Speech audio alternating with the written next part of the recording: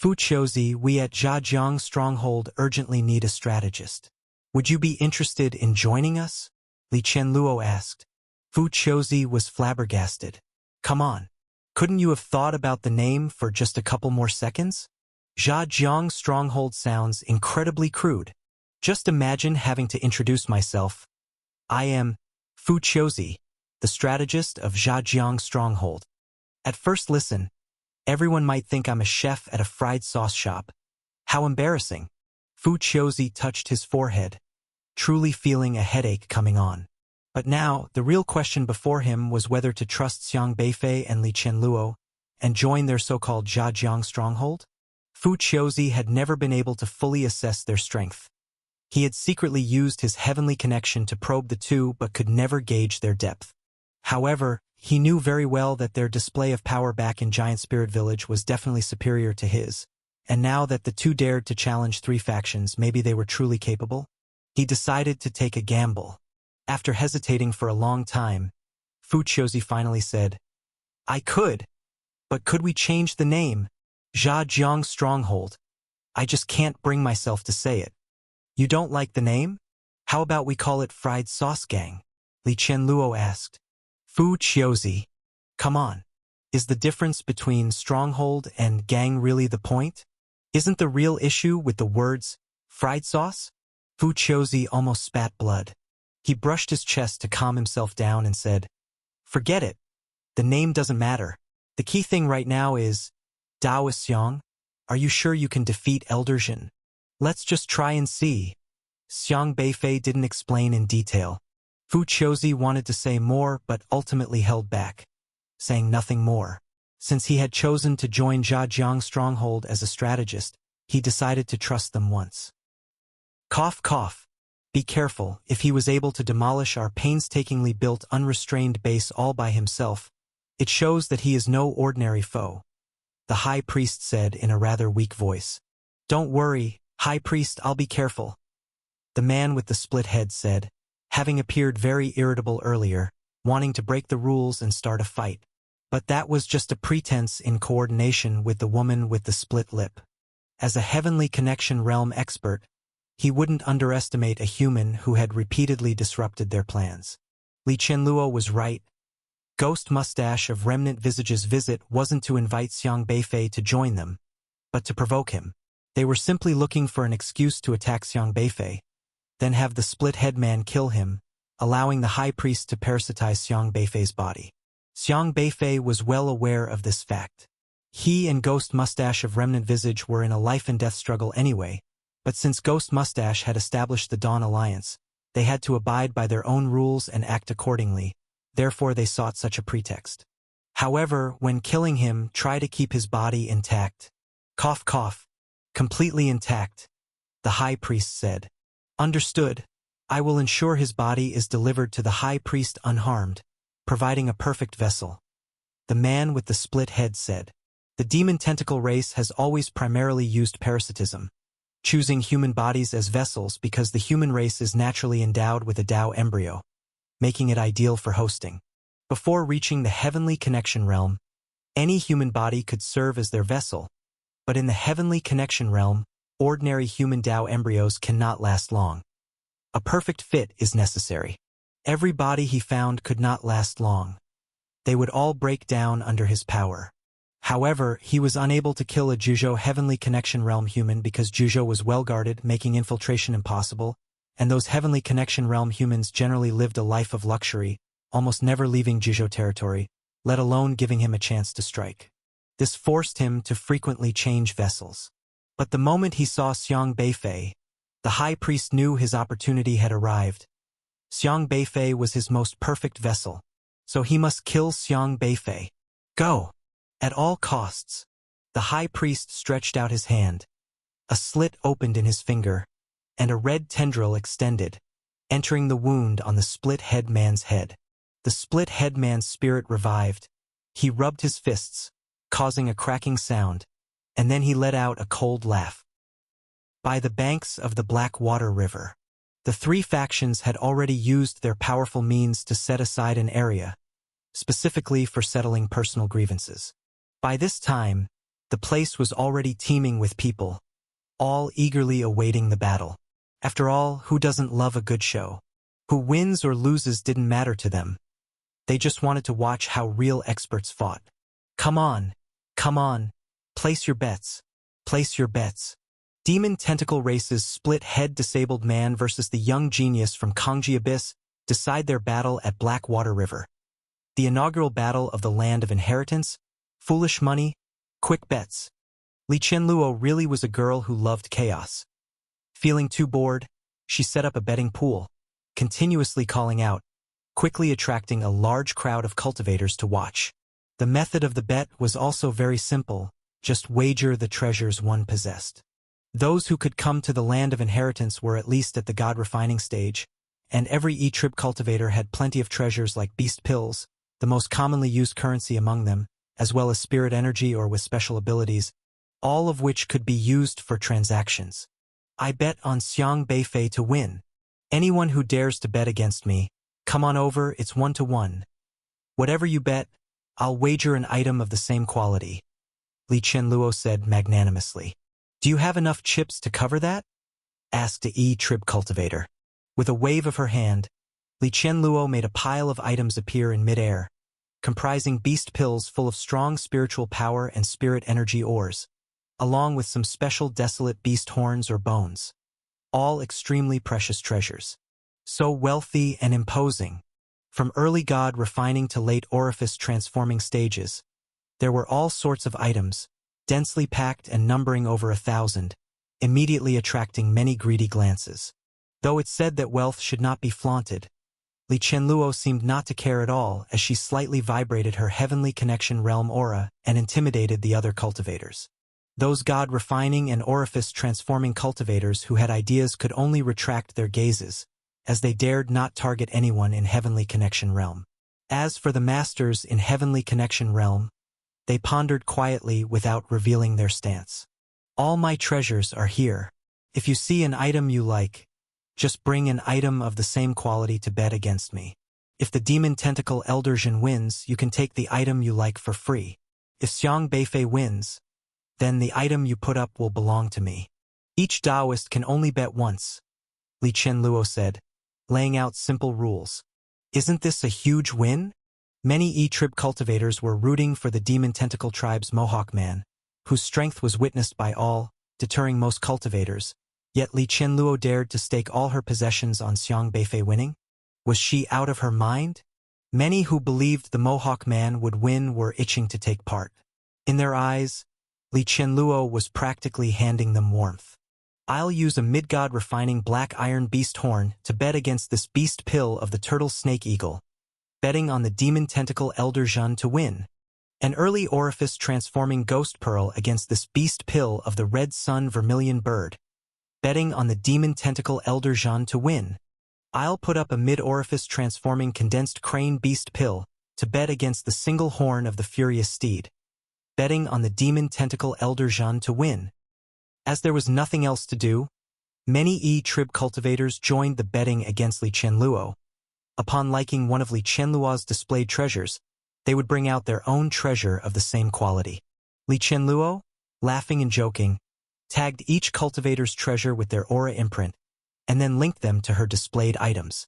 For instance, combining the condensed crane's beast pill with the single horn of the furious steed, tagging them with each other's mark. Thus, if the Mohawk Man won, both items would belong to the opposition.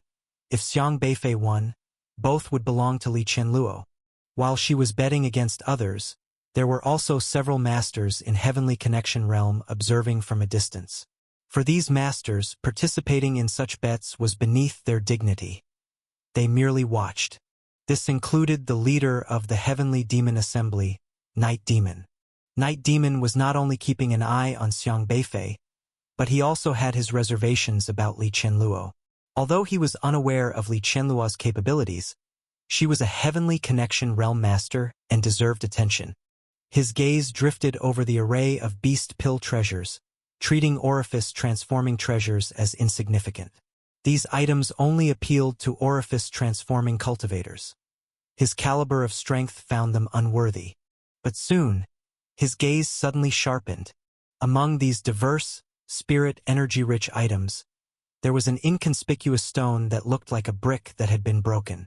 One side of the stone was square and neat, but the other side had jagged gaps.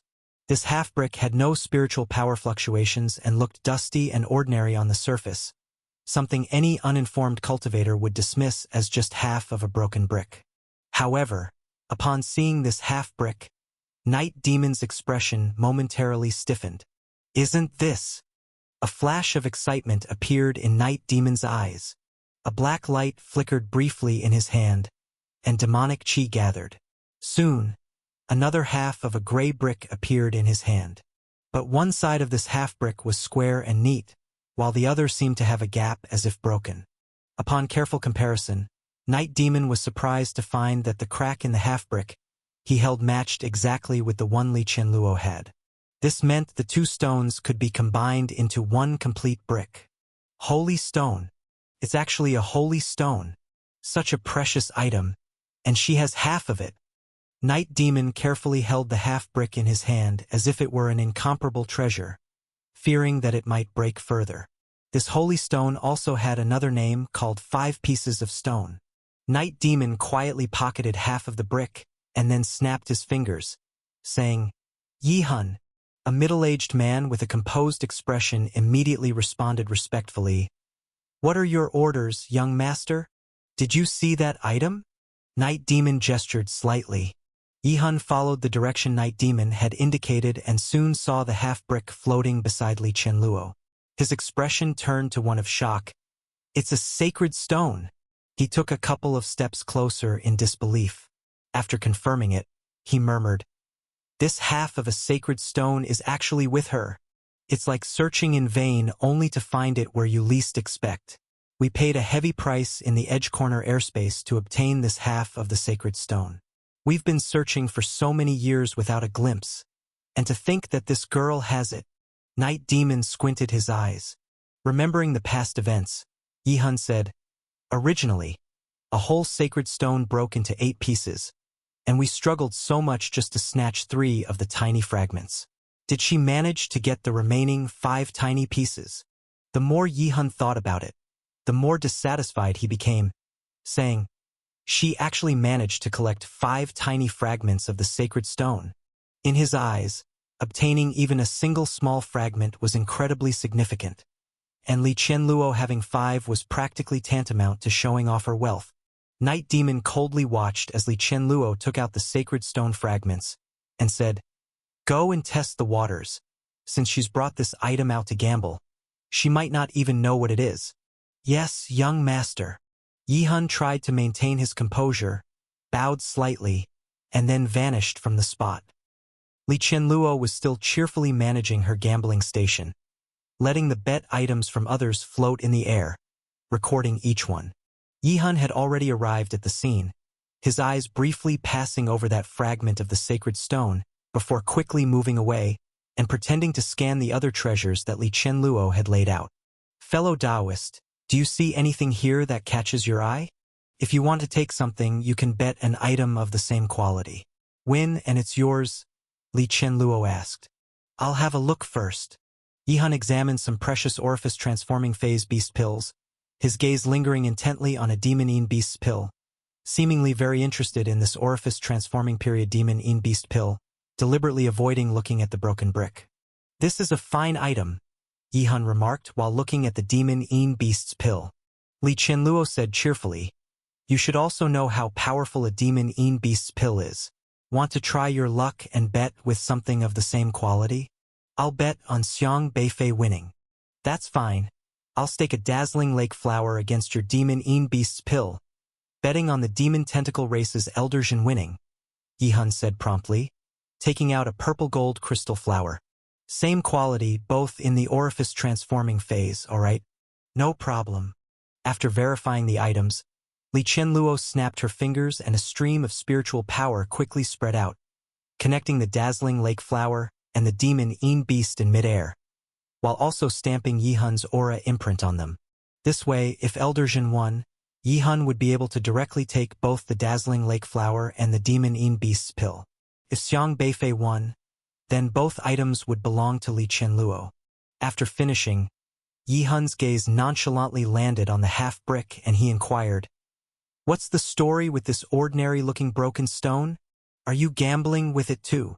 Li Qianluo spread her hands and said, "Picked it up on the roadside last time.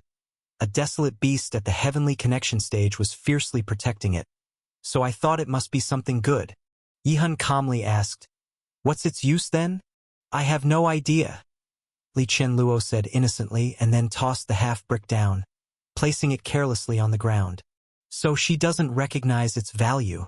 No wonder she's put this sacred stone fragment up for betting." Yi Hun was inwardly cursing, utterly exasperated. This girl had no idea what the sacred stone meant, yet was casually displaying it like this. Truly a waste of heaven's gifts. "What quality of treasures are you planning to gamble with using that half-broken brick?" Yi Hun asked. "Of course, it's treasures from the Heavenly Connection late phase," Li Qianluo declared cheerfully. "Are you joking? You don't even know what it does, and you dare gamble with Heavenly Connection late phase treasures." Yi Hun pretended to be shocked. "But since it was protected by a Heavenly Connection phase desolate beast, it must mean something, right?" Li Qianluo said earnestly. "I guess no one will be interested then," Yi Hun laughed. "No problem. If no one is interested, I'll just use it to prop up the table leg," Li Qianluo said nonchalantly. Yi Hun's face twitched. "Prop up the table leg? Are you kidding me? You're using such a precious sacred stone to prop up a table leg?" He was already cursing aloud in his heart, but Yi Hun's face remained impassive. He looked at the half-brick again, his gaze lingering reluctantly before moving away.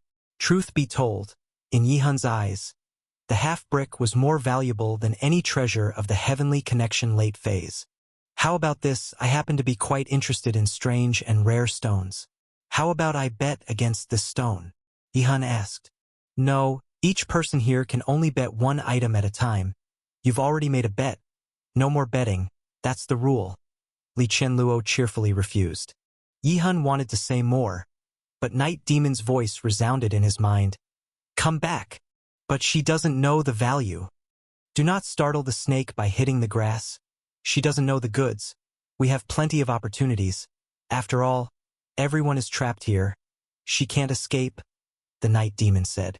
Yi Hun suppressed his emotions unwillingly and then smiled. "Since that's the case, I won't disturb any further. I'll come to collect the dazzling lake flower once the results are out. That depends on whether Jin can defeat Xiang Beifei first." Li Qianluo chuckled. Without looking back, Yi Hun left, preparing to devise a long-term plan with the Night Demon. Li Qianluo watched Yi Hun's retreating figure, grinned, and muttered to herself, "I finally know who has that other half of the sacred stone now." Yi Hun thought Li Qianluo, this young girl, didn't know the goods. Then he was too naive. The Night Devil sect sent Yi Hun to test Li Qianluo. Little did they know that Li Qianluo was waiting for someone who knew the goods to come by, and thus determine who else had the other half of the sacred stone. The demon tentacle races Zhan and Xiang Beifei from the Kangji Abyss, two masters of the Heavenly Connection realm, had a life-and-death duel, which almost all cultivators rushed to witness.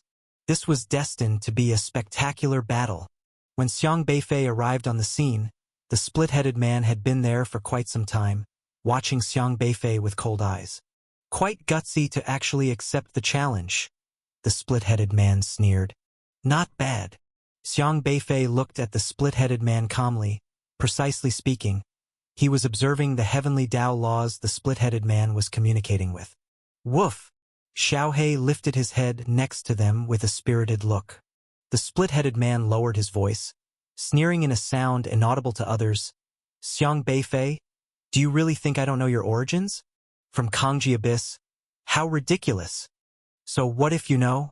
Do you want to tell all the cultivators here that I am of the human race?" Xiang Beifei retorted.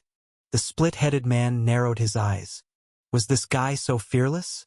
"I know you dare not," Xiang Beifei said. "You think too highly of yourself. Let me think, not only are you parasites coveting our human race's Tao embryo, but other tribes too. You all wouldn't divulge that I belong to the human race because you want to monopolize our Dao embryo. Am I right? Xiang Beifei said.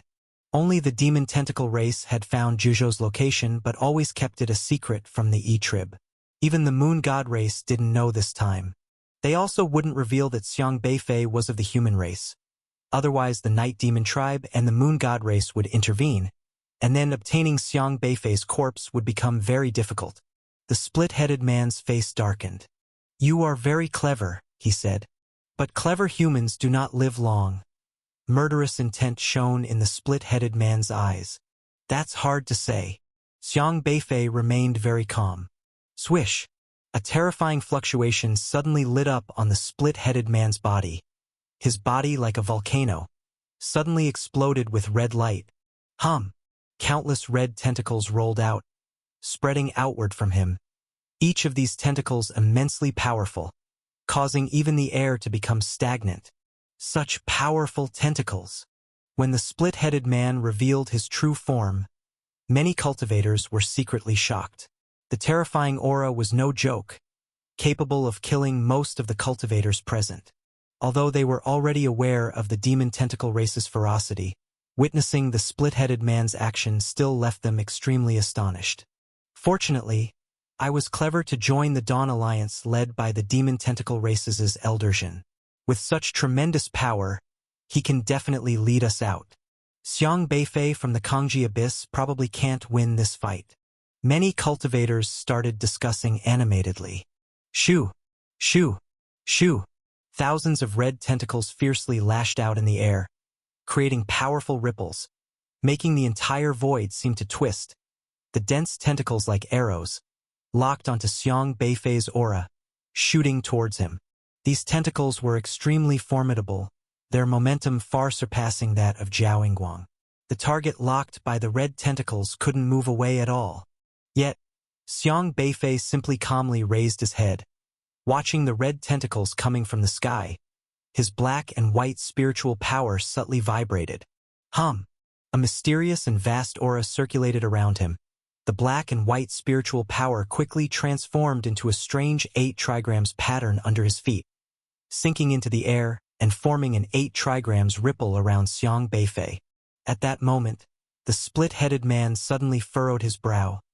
Then his eyes showed a hint of suspicion, because he somehow couldn't perceive Xiang Beifei's presence anymore.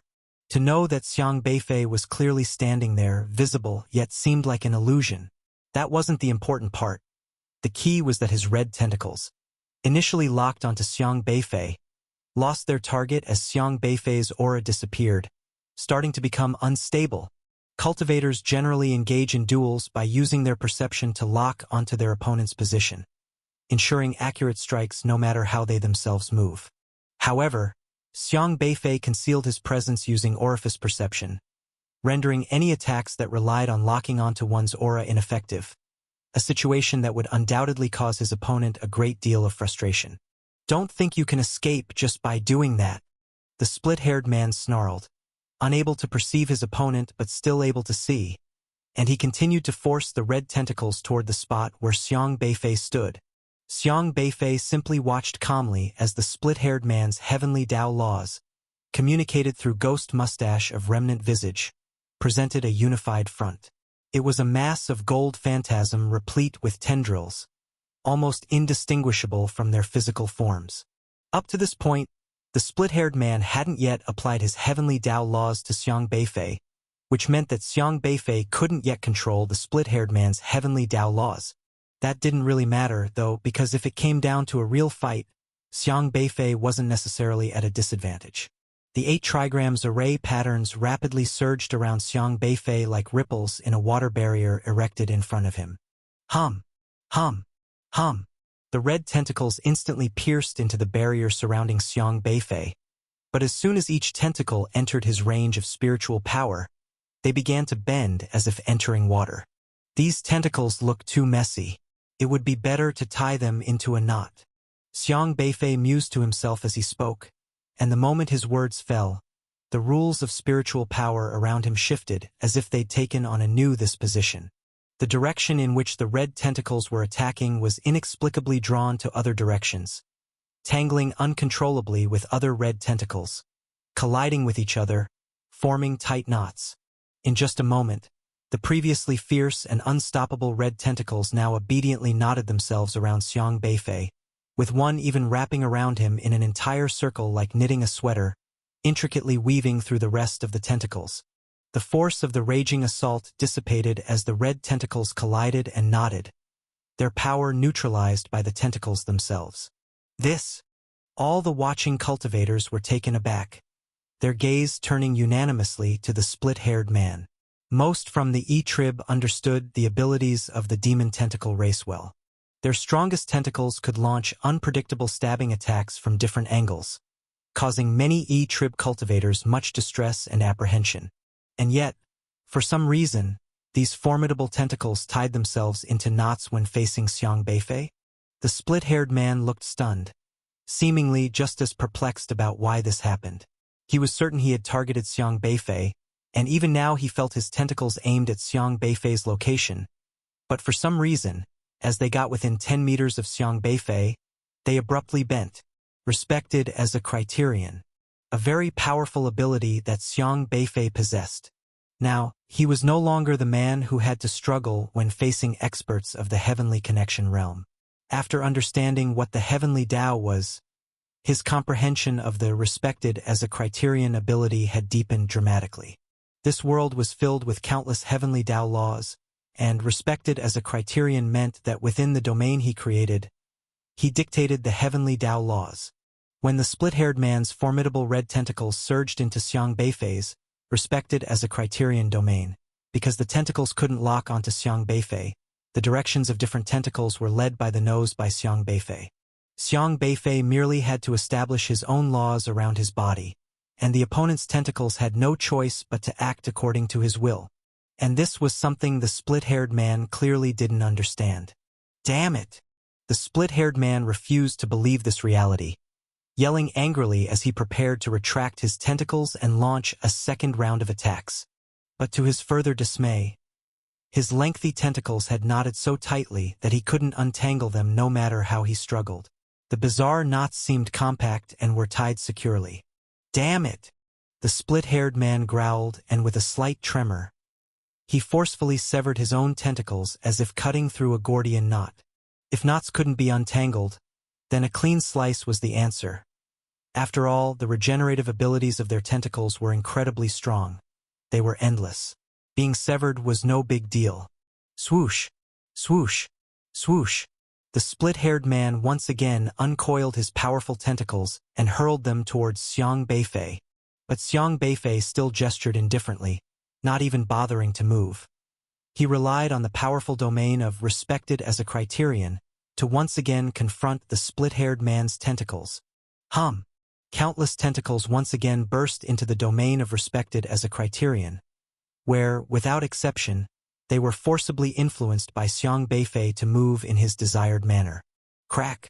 Crack! Crack! The red tentacles collided once more, dispelling their own formidable force and then helplessly beginning to cross one another. And once again they nodded. Woof, woof, woof. Xiaohe, feeling rather playful, pawed at Xiang Beifei's ears on his shoulder, pestering Xiang Beifei to make even more knots. What are you trying to do? Woof, woof, woof, Xiaohe said, dancing with excitement. A bow knot? How do you tie that? Is it like tying shoelaces? Xiang Beifei asked in confusion.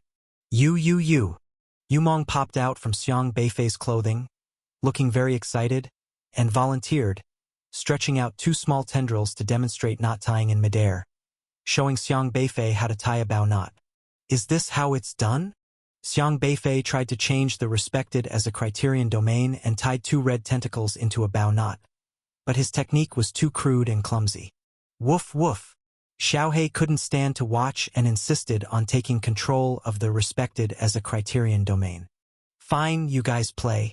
Xiang Beifei didn't mind much.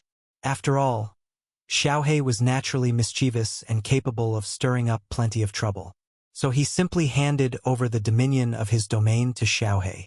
Xiaohe and Yumong immediately cheered. They seemed to have forgotten that they were in a life-or-death duel and, by all accounts, it should have been a grave matter. Then, under the astonished gazes of all the cultivators present, the red tentacles of the fierce man became somewhat bizarre. Whoosh! Two tentacles swiftly intertwined in the air to form a bow knot. Whoosh! Whoosh! Two tentacles intricately wove together in the air to create a JoJo knot. Whoosh! Whoosh!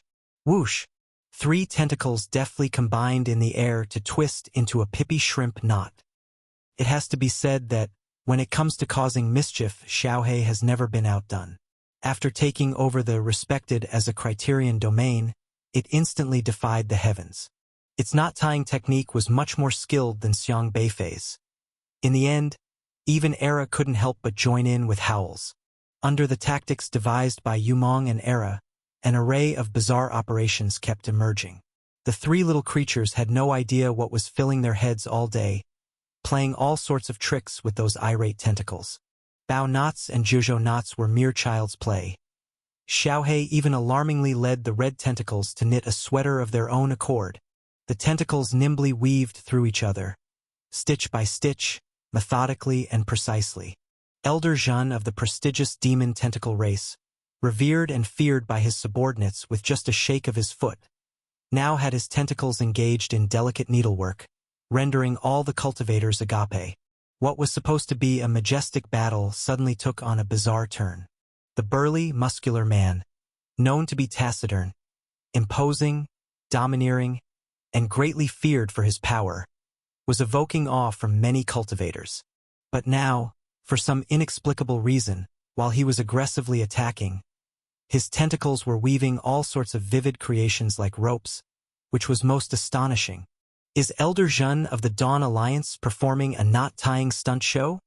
Has his tentacle strained or something? Why has he started knitting a sweater? Don't joke about it, but that Pippi shrimp knot is quite something.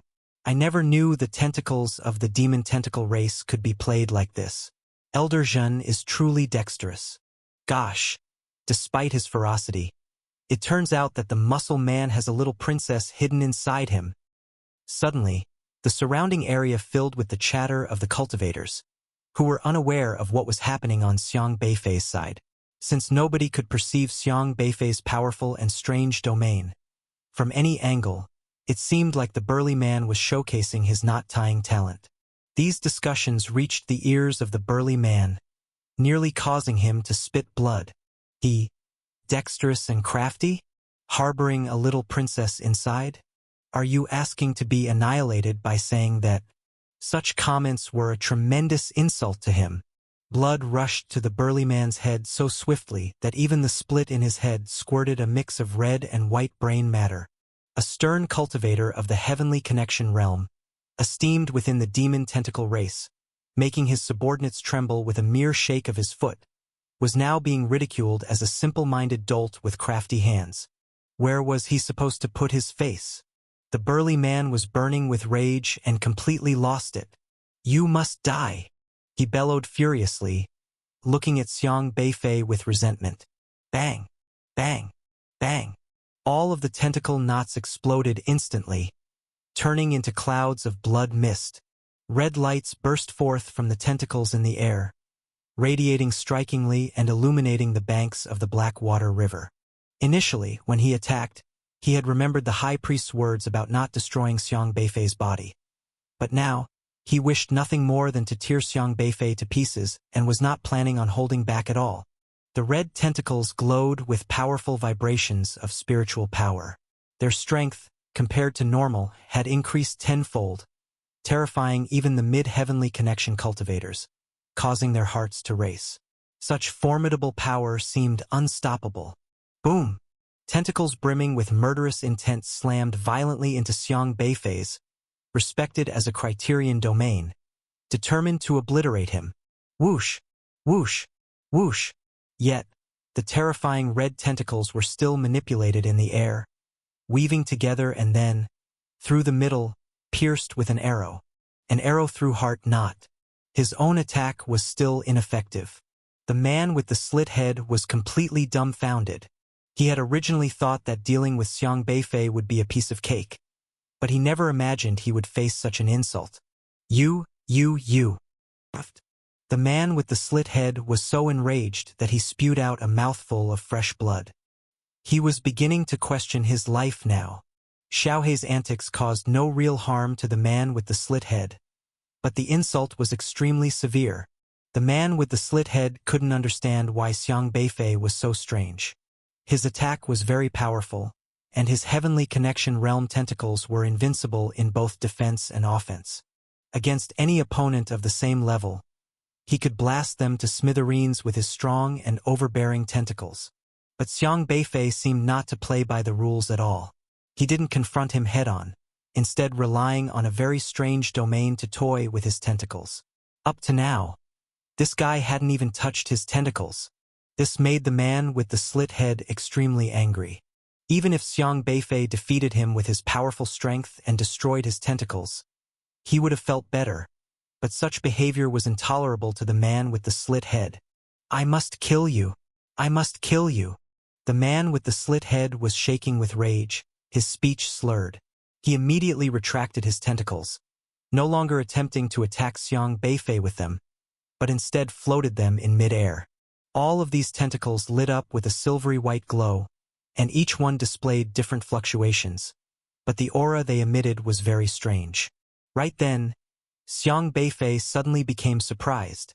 This time even Xiaohei stopped fooling around and exchanged a glance with Xiang Beifei, both filled with astonishment. Among the many tentacles of the man with the slit head, there were 4 that were particularly striking.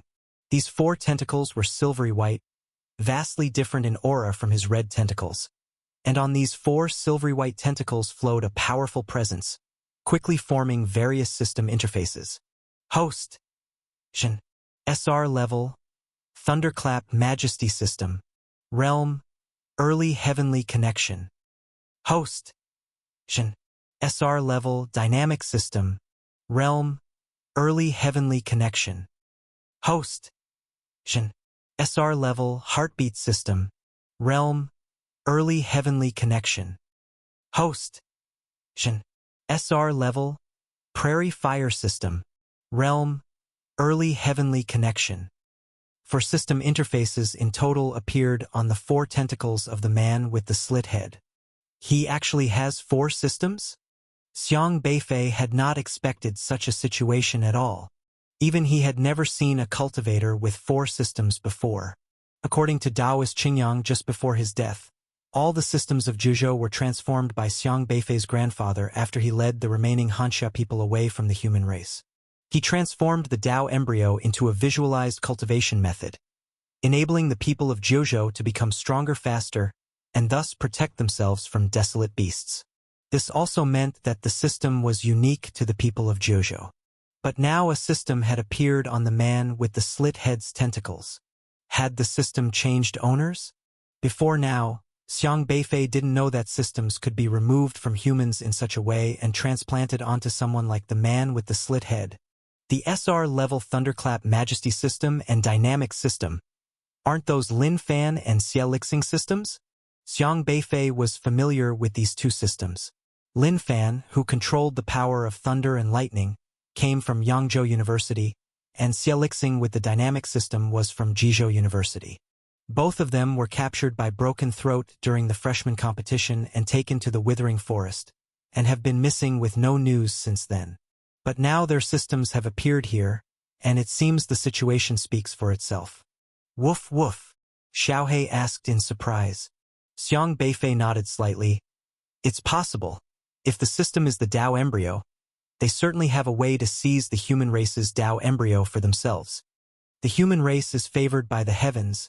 Each individual can communicate with different heavenly Tao laws, which means there are more possibilities for cultivation. However, cultivators of the E-Trib can only communicate with a single heavenly Tao law. In other words, every E-Trib member is attuned to only one heavenly Tao law. So the ghost mustache of Remnant Visage and the meat-winged monster had always been coveting the human race, and even under the guise of acting for justice in the name of heavenly Tao, they launched a surprise attack on Hanxia, intending to take away the Tao embryo of the human race. As it stands, they appear to have succeeded. They took away the system Tao embryo of the Zhuzhou people, and then successfully transplanted it to themselves, allowing them to control more heavenly Tao laws. The man with the cleaved head, as a master at the heavenly connection level, has 5 Tao embryos including his own. And these 4 system Tao embryos seem to have been pushed to their limits by him. Each Tao embryo has completely connected with heavenly Tao laws, achieving the heavenly connection realm, which is even faster than Lin Fan and the others' cultivation. To force me to reveal these trump cards, you can die without regrets. The man with the cleaved head glared at Xiang Beifei venomously. He now possessed 5 Tao embryos, of which his own was at the mid-heavenly connection level of strength, and although the remaining 4 were only at the early heavenly connection level, the power he could exert with his own body's Tao embryo was terrifying. In his eyes, Xiang Beifei was already a dead man. After all, his 4 system Tao embryos far surpassed the power of the original human hosts. No matter how powerful Xiang Beifei was, he was just one person with only 1 system Tao embryo. There was no way he could win against his 5 Tao embryos. Whoosh! 4 white tendrils each emitted a strong white light, and then one of the tendrils suddenly vibrated violently, revealing that it was an SR-level thunderclap majesty system. Crack, crack, crack. Majestic and vast lightning wrapped around that tendril, with electric sparks flickering, containing strands of divine thunder that harshly bombarded Xiang Beifei. Woof! Xiaohei's face showed a trace of murderous intent, ready to take control of the respected as a criterion domain to extinguish these thunders. Wait! Let me handle it. Xiang Beifei pondered for a moment. Then the black and white spiritual power in his hands quickly evolved outwards. His black and white spiritual power rapidly evolved into a system interface in front of him. Tao Master, Xiang Beifei, Tao Level, Thunder and Lightning System, Realm, Early Heavenly Connection. The man with the cleaved head owned the SR-level Thunderclap Majesty System, which Xiang Beifei had not taken part in before, meaning he had no way to control this system. However, he had once been involved with an S-level thunder and lightning system, so he could evolve that system out.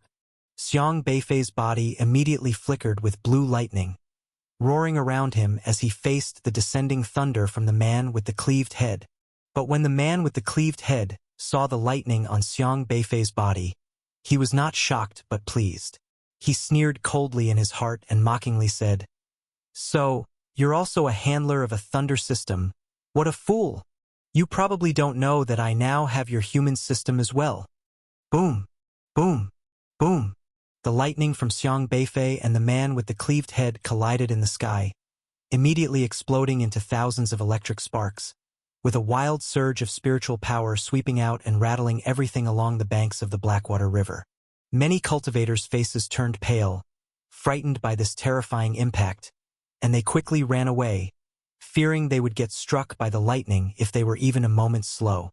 But fortunately, the Blackwater River was very strange, and the stones on its banks were extremely hard. Despite the impact of the heavenly connection level, the ground remained unharmed, and the Blackwater River didn't even ripple. Snap! Crack! Soon, the E-Trib cultivators who were watching discovered that the power of the man with the cleaved head's lightning was indeed superior. The electric sparks unleashed by Xiang Beifei were completely engulfed by the lightning that the tendril of the man with the cleaved head carried. Elder Zhen is indeed powerful. Xiang Beifei is no match for him. Yes, even though both are about lightning, Elder Zhen's is called Thunderclap, and Xiang Beifei's can only be called electric sparks. It is clear who is stronger. The E-Trib cultivators discussed among themselves, their awe of the man with the cleaved head growing even more. With such strength, many of the cultivators present could not compete with him, and it was obvious that Xiang Beifei could not beat the man with the cleaved head. The man with the cleaved head laughed loudly when he saw Xiang Beifei's lightning extinguished. Meanwhile, on the tendril that contained the SR-level Thunderclap Majesty System, a system notification appeared. You have absorbed Xiang Beifei's lightning. Thunderclap value plus 6,987. He forcefully stripped the Tao embryo from the slain Zhuzhou person and bound it to himself. This time, the system did not stagnate but was still functional. That is to say, he could perform system tasks like the Zhuzhou people to grow stronger. Just now, the lightning that Xiang Beifei released was consumed by him, adding a substantial amount to his system values. Ha ha ha! Defeating humans with the Tao embryo of humans. This is truly exhilarating. The man with the cleaved head felt that he had finally had his moment of triumph, releasing much of the resentment that had built up when Xiang Beifei tangled his tentacles earlier. Moreover, from the recent exchange of blows, it was apparent that the man with the cleaved head was not only carrying out lightning tasks but also other system tasks. Xiang Beifei moved 39 meters towards you. Vigor value plus 39. Detected Xiang Beifei's heartbeat at 76 per minute. Heartbeat value plus 76. Xiang Beifei's spiritual power friction caused flames. Flame value plus 761.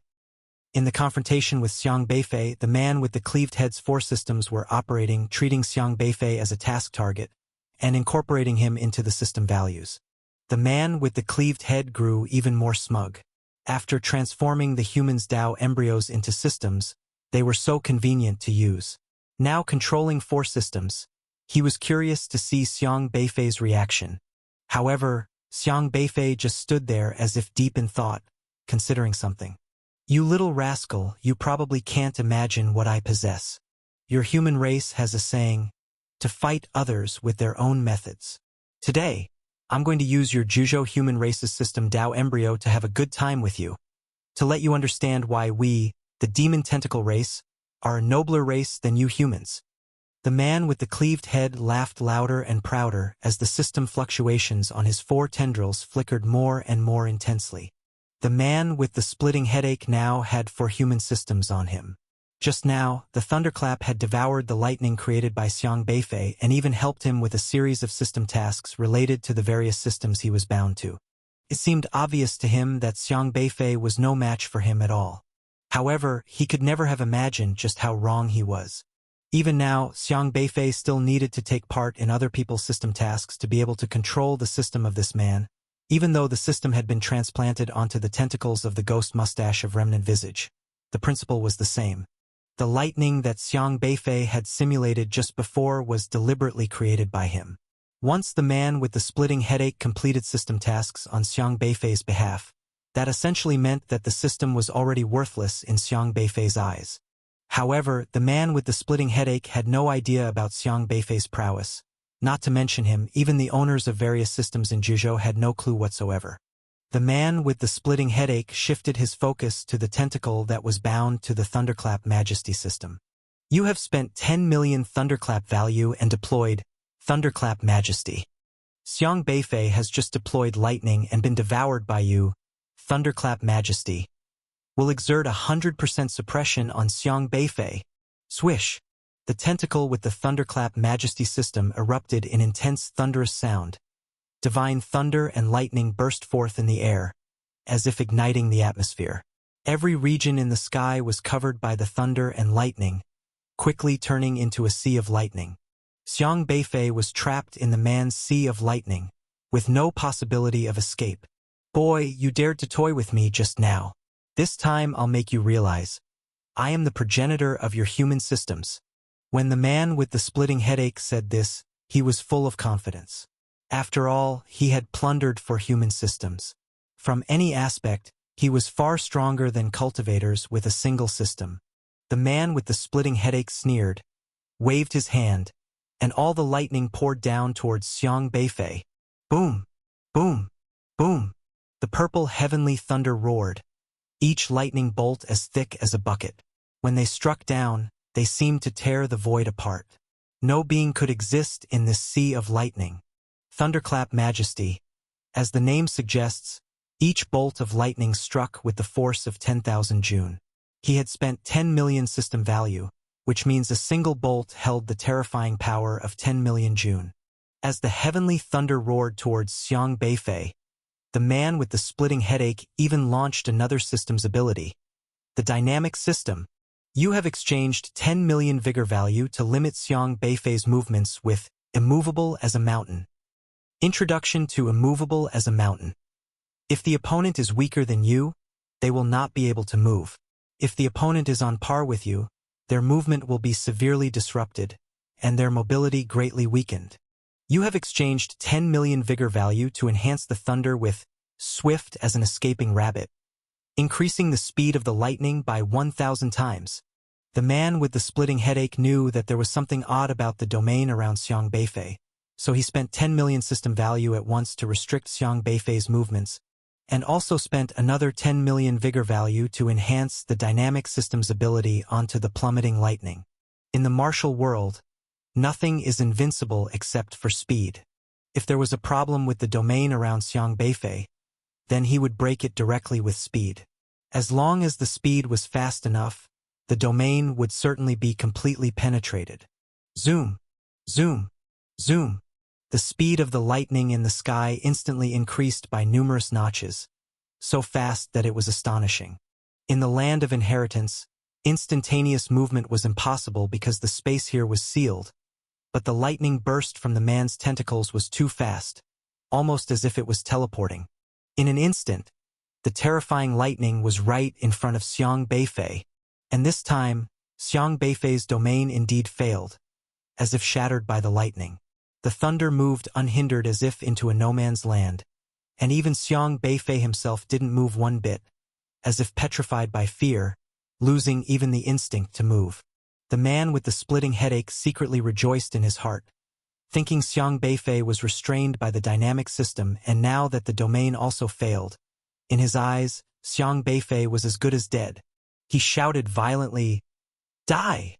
Boom, boom, boom.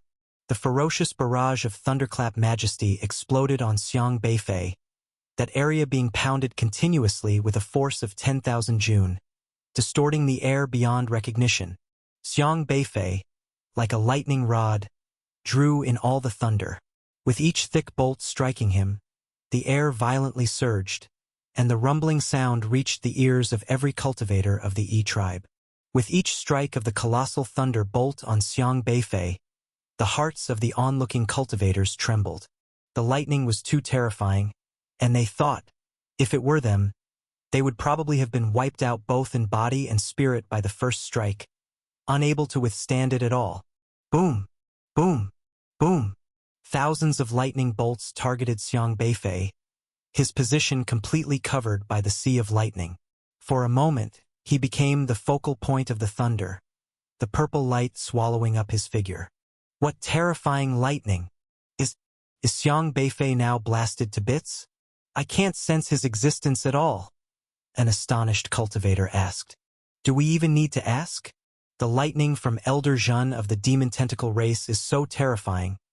Even an ordinary heavenly connection realm expert might not be able to withstand it. Xiang Beifei was considered a young talent from the Kangji Abyss. But what a pity, just a flash in the pan, alas. We should have known earlier Xiang Beifei is not that strong. Just look at the attitude of the other three leaders. Even though Xiang Beifei killed Zhao Yingguang with a single punch, he still wasn't taken seriously by the Night Demon, Flaming Six Wings, or the High Priest of the Demon Tentacle race. If they truly valued Xiang Beifei, they would have come in person to invite him into their faction, instead of sending their subordinates.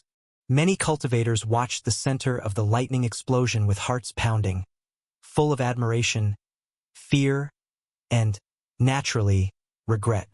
Fu Qiuzi's complexion dramatically changed. With an attack of such magnitude, even he would have had a hard time avoiding it, almost certainly a death sentence.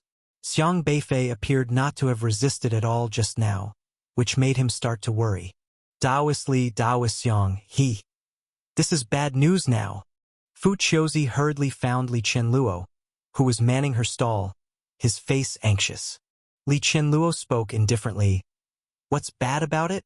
What puzzled Fu Qiuzi was that the lady boss of Zhajiang Stronghold didn't seem to worry at all, as if whether Xiang Beifei was dead or alive had nothing to do with her.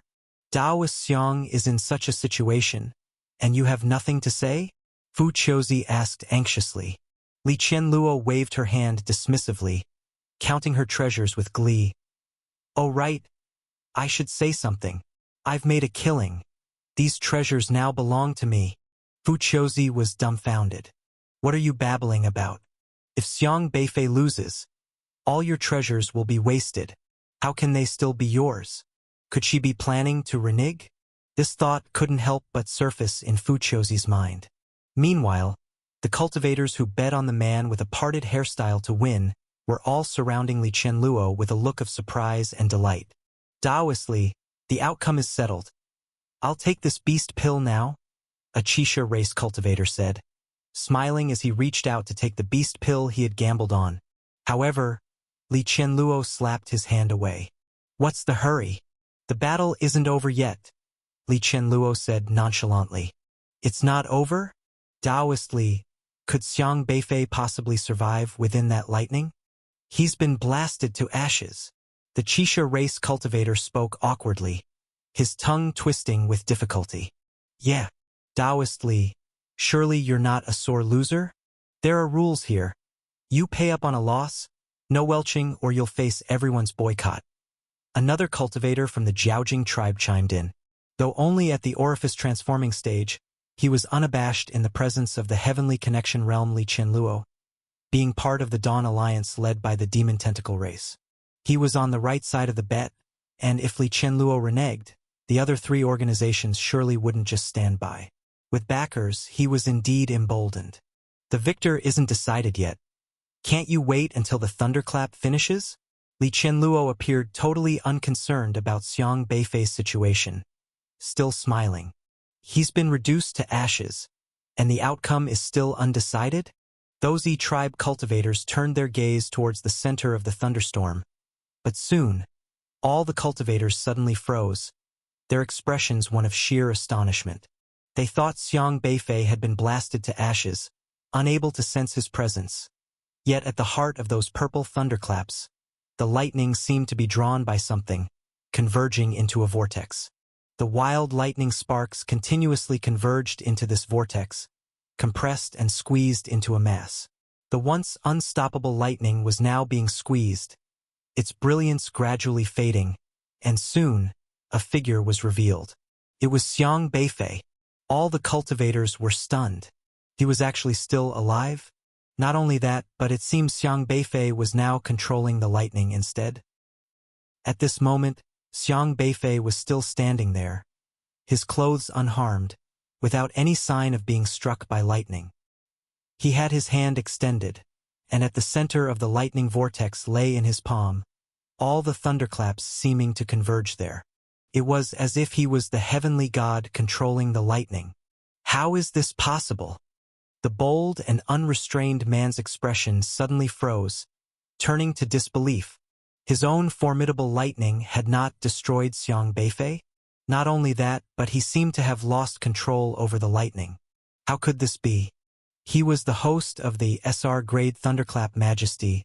This was his system's ability. He knew very well the power of his Thunderclap Majesty. But why did his lightning suddenly go out of control? The lightning in Xiang Beifei's palm crackled endlessly, and then all the thunderlight compressed into 3 spiritual power crystals of the early heavenly connection stage. Xiang Beifei clenched his hand, and the 3 spiritual power crystals were already pocketed. Is this it? He asked, puzzled. The man's pupils shrank.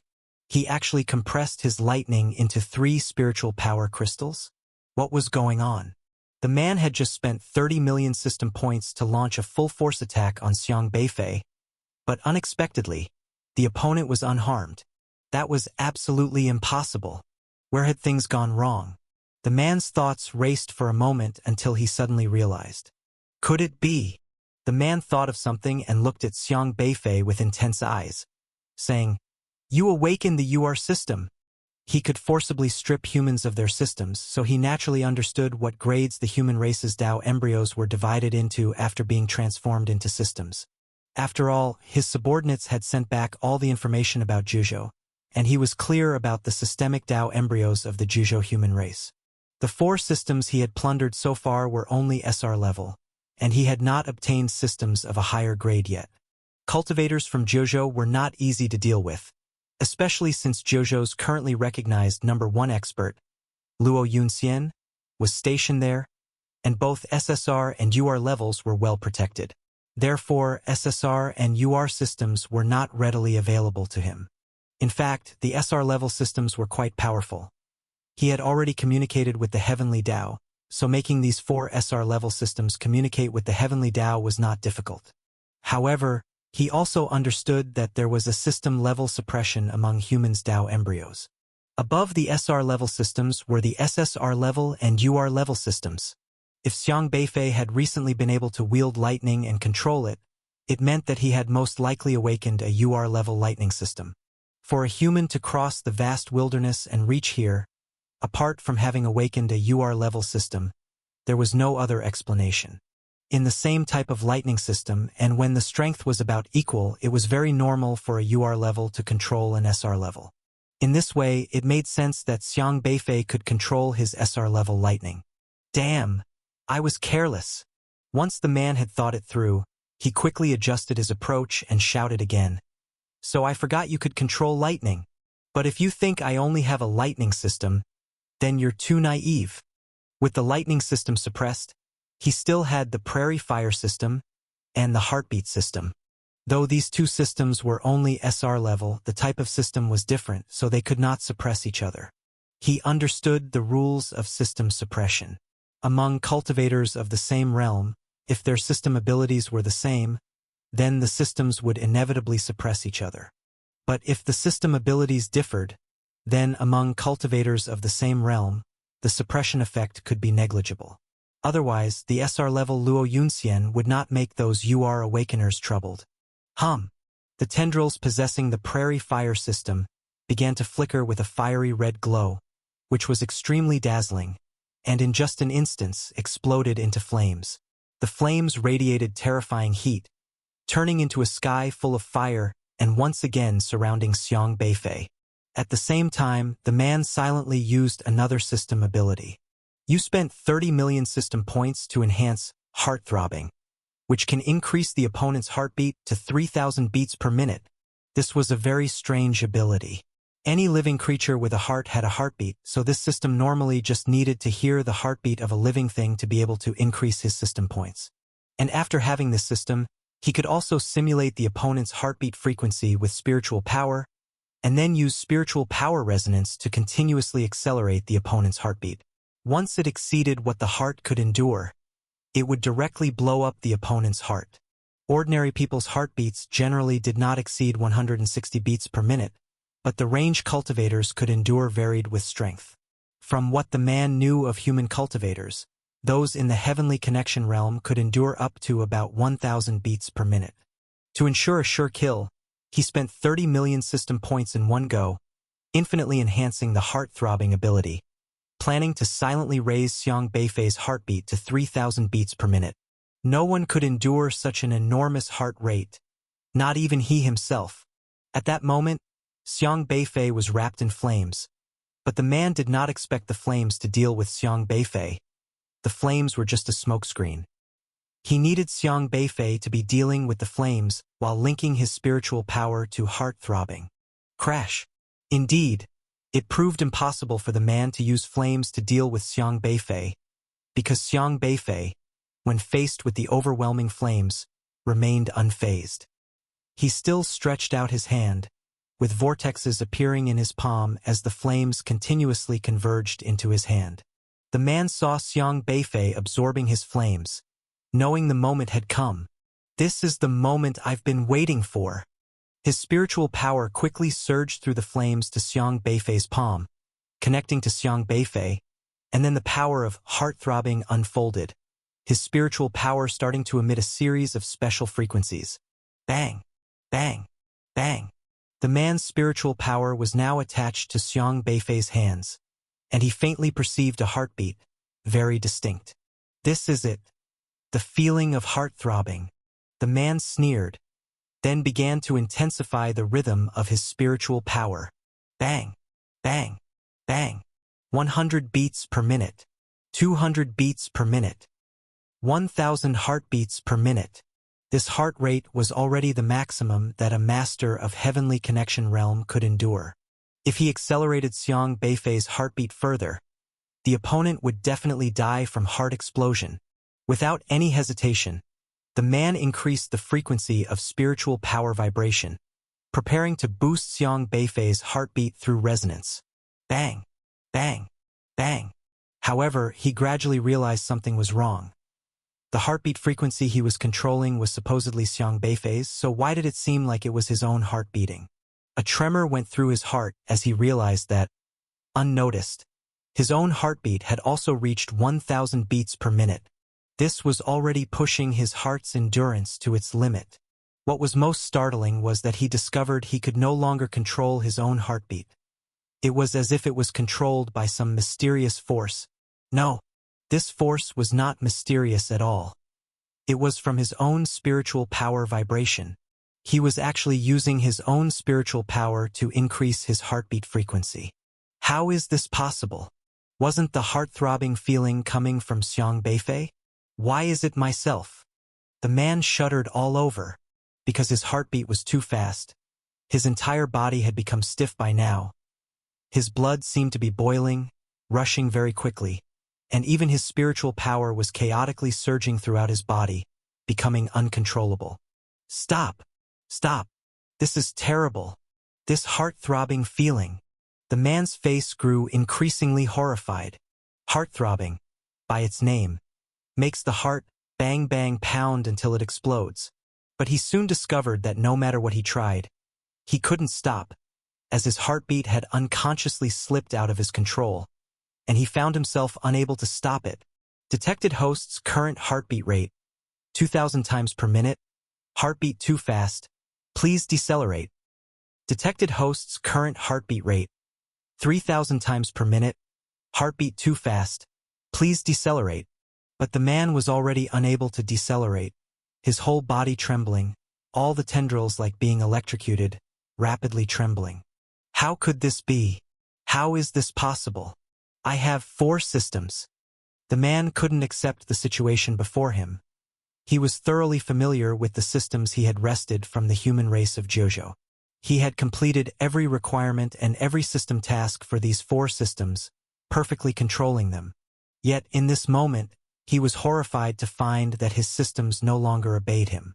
He wanted to sever these 4 tendrils but couldn't do it, because these tendrils had completely connected him with the heavenly Tao, unless he killed himself to rid of these 4 systems. Crack! The man's head was split by the terrifying vibrations, eerily splitting his half-cleaved head completely, red tendrils rolling out of his body but also trembling ceaselessly. No! His last voice was a scream of horror, echoing miserably. Bang! Bang! Bang! Every single one of his tendrils began to burst, and the man's parasitized body exploded instantly, blood splashing, fragments flying. His entire body blasting into pieces in midair. In the instant his orifice soul exploded, Xiang Beifei's voice frivolously appeared beside his ear. This was the last sound the man heard. Remember, I am the ancestor of the system. In front of me, you are just a maggot. This voice made him feel even more resentful and aggrieved before his death. But he could do nothing, his consciousness swiftly extinguishing from this world. The most terrifying part was that the SR-level heartbeat system was bound to him, and the system had also communicated with the heavenly Tao, meaning that the system's capabilities were fully linked with his soul orifice. That is to say, while his heart was beating, the orifice soul was also pulsating, and this heart-throbbing feeling directly caused his orifice soul to explode. In the heavenly connection realm, a master's shattered body could only sustain severe injuries and not truly die, and could still survive with the orifice soul. But once the orifice soul exploded, it meant complete death. The man had probably never thought that he would be blown apart by the Tao embryo of his own bound system. Stop! The high priest, who had been observing the battle all along, changed his expression. His figure flashed, turning into a phantom as he rushed towards the battlefield, trying to rescue the man. But everything happened too suddenly, and by the time he arrived, it was already too late. The coughing high priest searched for the man's orifice soul everywhere. As long as he grabbed the orifice soul, he could bring him back.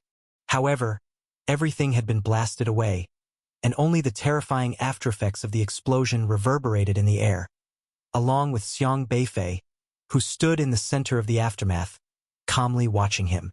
If it had been another heavenly connection realm cultivator facing these 4 Tao embryos that had already communicated with the heavenly Tao, they probably would have been defeated utterly at the hands of the man with the split head. That's because each of these 4 Tao embryos, taken separately, was very powerful. Whether it was the thunderclap majesty that relied on brute force to win or the unpredictable heartbeat system, without the appropriate countermeasures one would surely be killed. Unfortunately, the man with the split head picked the wrong person. If he had chosen someone else from the human race, his ability would have been acceptable, but stripping a person of the human race of their system ability and then using it against Xiang Beifei was a dead end. Outsiders didn't understand what had happened. From beginning to end, all they saw was the man with the split head launching a frenzied spiritual power attack on Xiang Beifei. In their eyes, Xiang Beifei was clearly on the losing side, only able to defend passively without any chance to counterattack. However, they could never have imagined that without Xiang Beifei even moving, the body of the man with the split head, who was dozens of meters away, exploded directly, blasted to smithereens. Such an unexpected turn of events stunned all the cultivators. Elder Jin actually died? My God! He was the expert who could come and go to and from the giant spirit village repeatedly. Many from the E-Trib joined the Demon Tentacle Race's Dawn Alliance precisely for this reason, figuring that if the Land of Inheritance was unsealed, they could leave with the man with the split head. But Xiang Beifei had just extinguished their hopes. However, soon everyone's gaze turned hotly towards Xiang Beifei. If Xiang Beifei was more formidable than the man with the split head, didn't that also mean he had the capability to shuttle in and out of the giant spirit village? While everyone was discussing fervently, the high priest's face had turned extremely ugly. You're seeking death. The high priest stared intensely at Xiang Beifei. He had thought that by sending Zhen to provoke Xiang Beifei into battle, forcing Xiang Beifei to fight, Zhen's strength would have been enough to kill Xiang Beifei and then take over his body, replacing his own ailing one. But he could never have expected that it would be Zhen, with his mid-stage heavenly connection strength, who would explode. Xiang Beifei looked calmly at the high priest and said, "In a life-and-death battle, no one may intervene, your own rule. Do you intend to break it yourself?" The high priest's face was extremely ugly, but all the cultivators around him were watching. If he took action, then the nature of things would change. He coldly glanced at Xiang Beifei and then left without turning back. "Ha! I hit the jackpot! I hit the jackpot!" The exuberant voice of Li Qianluo rang out on the banks of the Blackwater River, as she delightfully gathered all the treasures she had won from her bets with others. Those cultivators who had bet against her were infuriated. They had bet on the man with the split head winning because they believed the battle had no suspense, but now they lost everything. Many E-Tribe cultivators clenched their fists, and some even looked at Xiang Beifei with hatred in their eyes while envying Li Qianluo, who had made a fortune. However, the rule was the rule, and despite their frustration, they could only watch Li Qianluo pocket all the treasures. Now was not the time to show dissent. Apart from the somber atmosphere among the Demon Tentacle Race's Dawn Alliance, the Heavenly Demon Assembly and Light Valley all had their own thoughts. Yihun stood next to Night Demon and asked in confusion, "My lord, when did the Demon Tentacle Race have the ability to control thunder and lightning?" In that battle, his focus was not on Xiang Beifei but on the capabilities shown by the man with the split head. Night Demon, gently waving the folding fan in his hand, looked towards the Demon Tentacle Race High Priest who was watching the play from a distance, recalling the man with the split head who was directing thunder and lightning, his expression becoming inscrutable. It seems that the Demon Tentacle Race must have found the hidden place of the Hanxia human race and acquired some of the human Tao embryos, Night Demon said slowly. Yihun exclaimed, "Does it mean, my lord, that those fellows from the Demon Tentacle Race have monopolized the human race's Tao embryos?" In the past, the Demon Tentacle Race had collaborated with the Moon God Race with the intention of dividing up the Tao embryos acquired by the human race from the Edge Corner airspace, excluding their demon race from the spoils. The resulting battle was a disastrous loss. Even the Demon Tentacle King was killed by Taoist Qingyang. By the time their demon race people arrived to claim a share of the spoils, the Hanxia human race had long disappeared without a trace, hiding in some corner of the wilderness. To this day, their demon race had not found them. But the demon race people were clear that the human race could not possibly be extinct. Over the years, they too were searching for the remnants of the human race, without success. Now, seeing the man with the split head of the heavenly connection realm display the ability to wield thunder and lightning, an ability not of their race, and communicate with the thunder and lightning laws, it was clear he had seized the human race's Tao embryos. Night Demon was certain that the demon tentacle race was targeting the human race. Yi-Hun looked warily at the hypocritical winged beings in the distance and said, "Have those pretenders also obtained the human race's Tao embryos?" Night Demon snorted coldly. The Moon God race was the first race to plunder the human race's Tao embryos. Even before the extinction of Hanxia, they had already been depriving the human race of Tao embryos. So what do we do now? If the demon tentacle race and Moon God race both know how to utilize the human race's Tao embryos, their strength will increase a notch, which is unfavorable for our demon race, Yi-Hun remarked. Night Demon didn't respond directly, but looked toward the east, where the Moon God race glowed with sacred light, contemplatively saying, "They think they can kick our demon race out of the game, but they're still too green. How could we possibly stand aside when it comes to the human race's Tao embryos?" He lowered his head, looking at the 5 pieces of sacred stone shards in his hand, and let out a cold laugh. The flaming 6 wings in the east watched the battle with a serene face, undisturbed. Even as Xiang Beifei blew the split-headed man into pieces, his expression remained unchanged. Kana, the 4-winged expert standing beside him, respectfully asked, "Divine Envoy, Xiang Beifei is clearly of the human race, and his ability to kill Zhan indicates his Tao embryo is very powerful. What should we do?" The halo above the flaming 6 wings kept blinking as he gently said, "The human race bears sins, and punishing them should be our duty, not that of the demon tentacle race. We are the divine punishers, and it is up to us to execute justice on the human race." Execute justice! The group of saintly followers behind the flaming 6 wings echoed his words with devotion and fiery eyes. The flaming 6 wings smiled as he looked towards Xiang Beifei, who had already left to return, his demeanor still as gentle as jade. "Taoist Xiang is truly outstanding, admirable. Admire," Fu Qiuzi said sincerely. He had been worried about Xiang Beifei's safety all along, thinking that if something went wrong, their inexplicably formed Zhajiang stronghold would be doomed. Fortunately, Xiang Beifei had kept his true strength hidden, giving him a great surprise. "It's fine. I hardly exerted myself before he went down," Xiang Beifei shrugged. Fu Qiuzi was startled. "Ah, that's hardly exerting yourself? If this is called barely making an effort, if you truly exerted yourself, would you have turned this place upside down? Hey, what's with all the fuss? To subdue that kind of parasite, Xiao Bei probably used less than 50% of his true strength." Li Qianluo ran over with a giggling smile, laden with loot. "How can you tell how much effort I put in?" Xiang Beifei asked. "You fought with someone and didn't even break a sweat or breathe heavily, and even your spiritual power aura hasn't diminished, so it's obvious you didn't go all out." Li Qianluo chuckled, analyzing confidently. "Is that so?" Xiang Beifei looked thoughtful as he stared at Li Qianluo. In reality, he hadn't even used 30% of his strength against the split-headed man. If the split-headed man hadn't tried to use those 4 systems, maybe it would have been a bit tougher, but when the split-headed man directly invoked his 4-system Tao embryos, it was essentially a crushing defeat. Fighting against systems and the like was the simplest. As long as Xiang Beifei was involved in the system's tasks, the system became his. Whether it was Thunderclap Majesty or Heartthrobbing, Xiang Beifei had direct control. Fu Qiuzi marveled continuously. This old man was blind. He suddenly felt fortunate that he had not done anything out of line. Knowing that all cultivators were trapped in this perilous land of inheritance, although his Tianmu race was also powerful, they were not the top-tier force here. It was definitely ideal to find a strong ally in this place. "Ha ha ha! I made a fortune this time. Xiao Bei, I earned all these treasures thanks to your betting."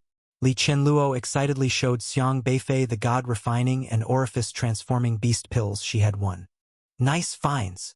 By now, Xiang Beifei was no longer interested in spiritual power crystals, as they didn't offer him any improvement, and he had plenty of his own. Li Qianluo did not have Heavenly Connection realm experts to bet against on her side, as Heavenly Connection realm treasures were always scarce and nobody was willing to part with them. Awoo! Awoo! Awoo! But Era nodded frantically at the side, for he liked to grow stronger by eating things. Li Qianluo generously waved her hand. Then let's do this. We'll divide it equally among the three of us. She divided the treasures she had won into 3 parts, handing 1 share to Xiang Beifei, then pushed another share towards Fu Qiuzi. Fu Qiuzi was startled. I haven't really done anything. Seeing is sharing, you're still our strategist at Zhajiang Stronghold. If you can't use those items, give them to your tribespeople. We'll have a lot of trouble to deal with soon, and we'll rely on you as our strategist. Don't be shy. Li Qianluo waved her hand carelessly, not stingy at all as she pushed the treasures to Fu Qiuzi. Fu Qiuzi broke out in a sweat. This girl was so generous. Did her family own a mine? She gave away such precious things so easily? I really don't know what to say, Fu Qiuzi said with a wry smile. But he understood that he had indeed latched on to a strong ally, and he was clearer than anyone on what to do next.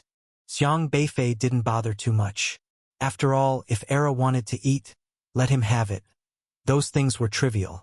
What mattered more was that he had now gathered enough spiritual power crystals for the early stage of the Heavenly Connection realm.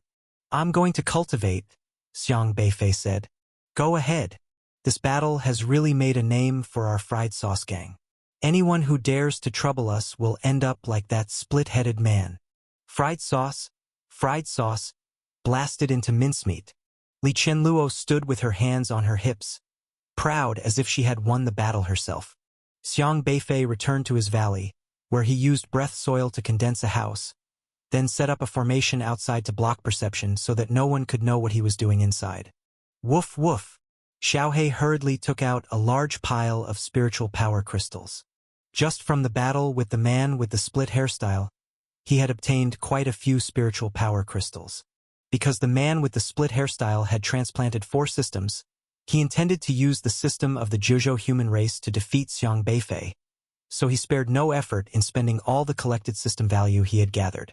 With the 4 systems, he displayed 5 strong abilities, which included Thunderclap Majesty, Swift as an escaping rabbit, Immovable as a mountain, Prairie Fire, and Heart-Throbbing, all of which were intercepted by Xiang Beifei, among which Heart-Throbbing cost 30 million system value. Its power comparable to the mid-stage of Heavenly Connection. So these 5 abilities were transformed by Xiaohe into 4 spiritual power crystals at the early stage of Heavenly Connection, and 1 at the late stage of Heavenly Connection. Next, when the man with the split hairstyle exploded, Xiang Beifei intercepted the divine laws his orifice soul had communicated with and turned them into spiritual power crystals. The man with the split hairstyle had the strength of the mid-stage of Heavenly Connection, so the divine laws he refined were also spiritual power crystals of the mid-stage of Heavenly Connection. Besides, the 4 tentacles that the man with the split hairstyle had sealed were not ordinary, since he, a single person, had communicated the 4 systems with the Heavenly Tao, independently refining 4 additional orifice souls.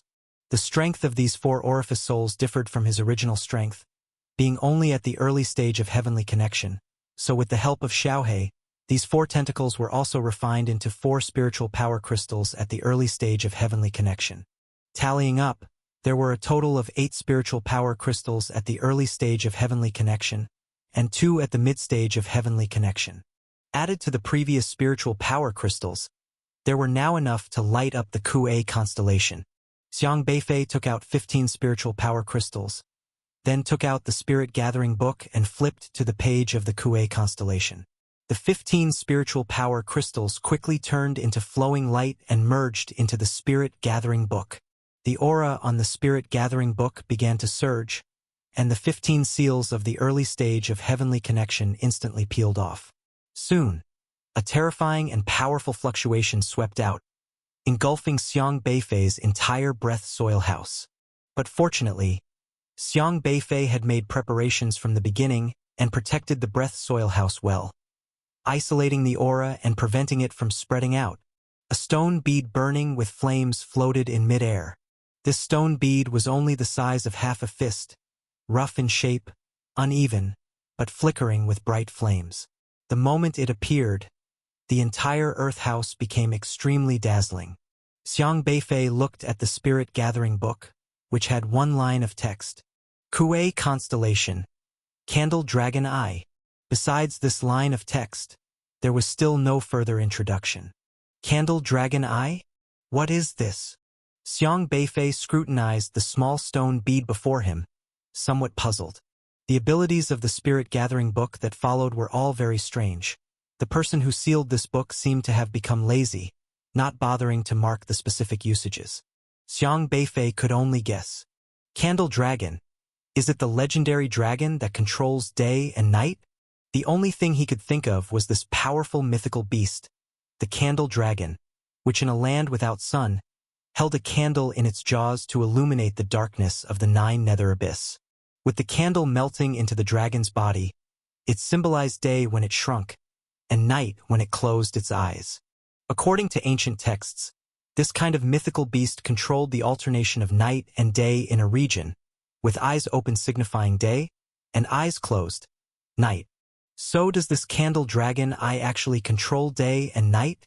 Xiang Beifei looked down at his feet, surprised to find that there was no shadow under his feet.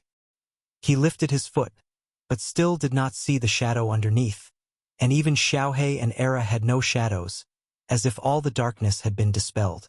The strong light illuminated every corner of the Earth House, floating there without showing any dark side of anything. This made Xiang Beifei even more curious. All things bear yin and embrace yang. Theoretically, where there is yang, there should be yin, yet the Candle Dragon Eye managed to disperse even the shadows. So what is the use of this thing? Does it simply allow me to control day and night? Xiang Beifei didn't quite understand. He reached out his hand and grabbed the flickering Candle Dragon Eye, feeling an extremely high temperature as the bead came into his hand. But he immediately used his yin-yang spiritual power to guide the Candle Dragon Eye, bringing it under his control. He toyed with the Candle Dragon Eye in his hand and then gently gripped it. The moment he gripped it, darkness suddenly surged from all directions, as if plunging directly from a brightly lit day into the 9 nether abyss, a black and oppressive darkness everywhere, leaving only pure darkness in the world. The most eerie part was that even Xiang Beifei could not see anything in the darkness. Knowing that at his level of cultivation, even if his vision was obstructed, he should at least be able to see clearly in the dark.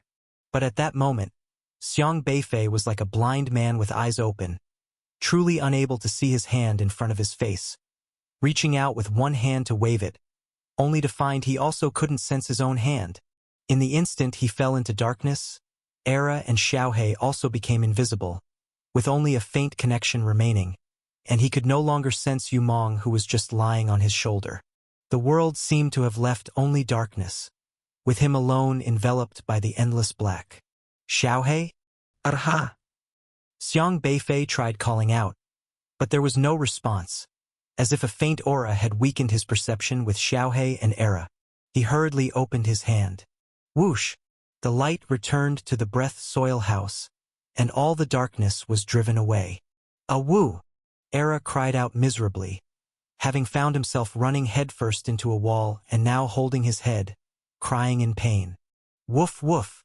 Xiaohei also crashed into a wall, looking around in bewildered shock. Meanwhile, little Yumeng lay terrified on the ground, using its leaves to cover its little head. What happened to you guys? Xiang Beifei asked. Woof woof! Woof woof!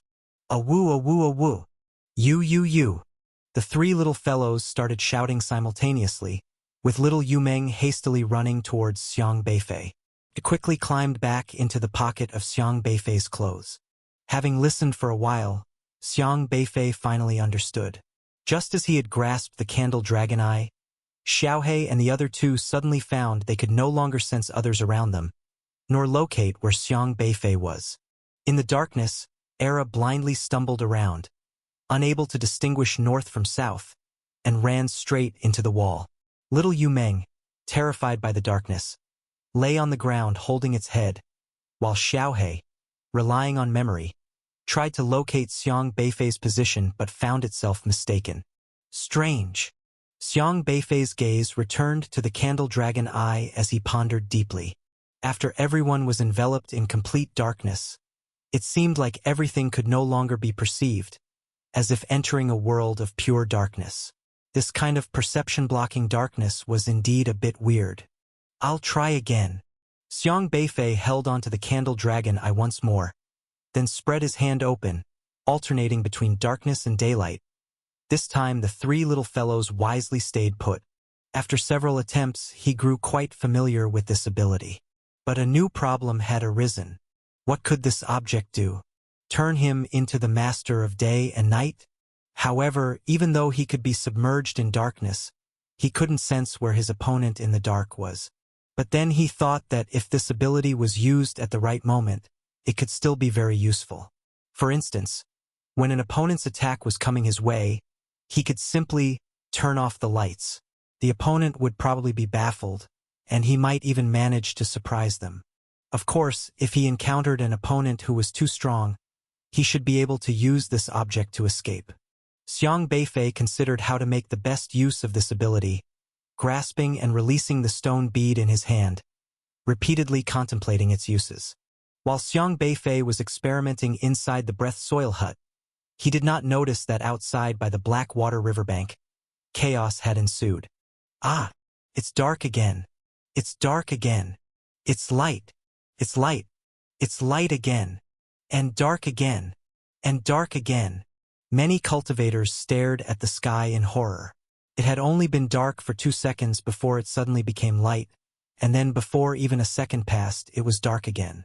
Such rapid alternation of day and night startled them greatly. This alternating darkness and light, could it mean that a divine legacy is about to emerge? A cultivator exclaimed. It must be. But where could the legacy be? Many cultivators from the E-Trib looked around with hope, eager to find the land of inheritance. This place was already full of mysteries. The sky was locked with iron chains, and there were giant villages thousands of meters tall. So the rapid change of day and night was not too surprising. At this time, the leaders of the three organizations also brightened up. Get ready. The divine legacy might be nearby. The high priest of the demon tentacle race, who had been discussing with the Yu faction woman how to kill Xiang Beifei, saw the abnormal celestial phenomena and immediately started mobilizing his forces. Over at the Heavenly Demon Assembly, the night demon closed his fan with a whoosh and commanded, "Be alert. The divine legacy seems to be emerging. We absolutely cannot let other cultivators get there first."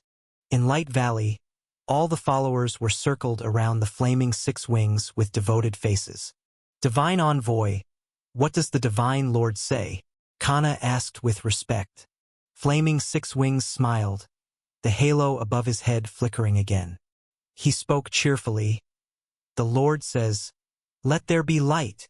The alternation of darkness and daylight is precisely the great Divine Lord guiding us to find the legacy. The sublime Divine Lord has included the means of finding the divine legacy within these cycles of day and night. It's just waiting for us to decipher it. We must steadfastly worship the sublime Divine Lord, Master of day and night, and have light in our hearts even in darkness. Let there be light," the cultivators of Light Valley excitedly repeated. However, unbeknownst to them, the so-called Great Divine Lord who controlled night and day, as mentioned by Flaming 6 Wings, was nothing but a figment.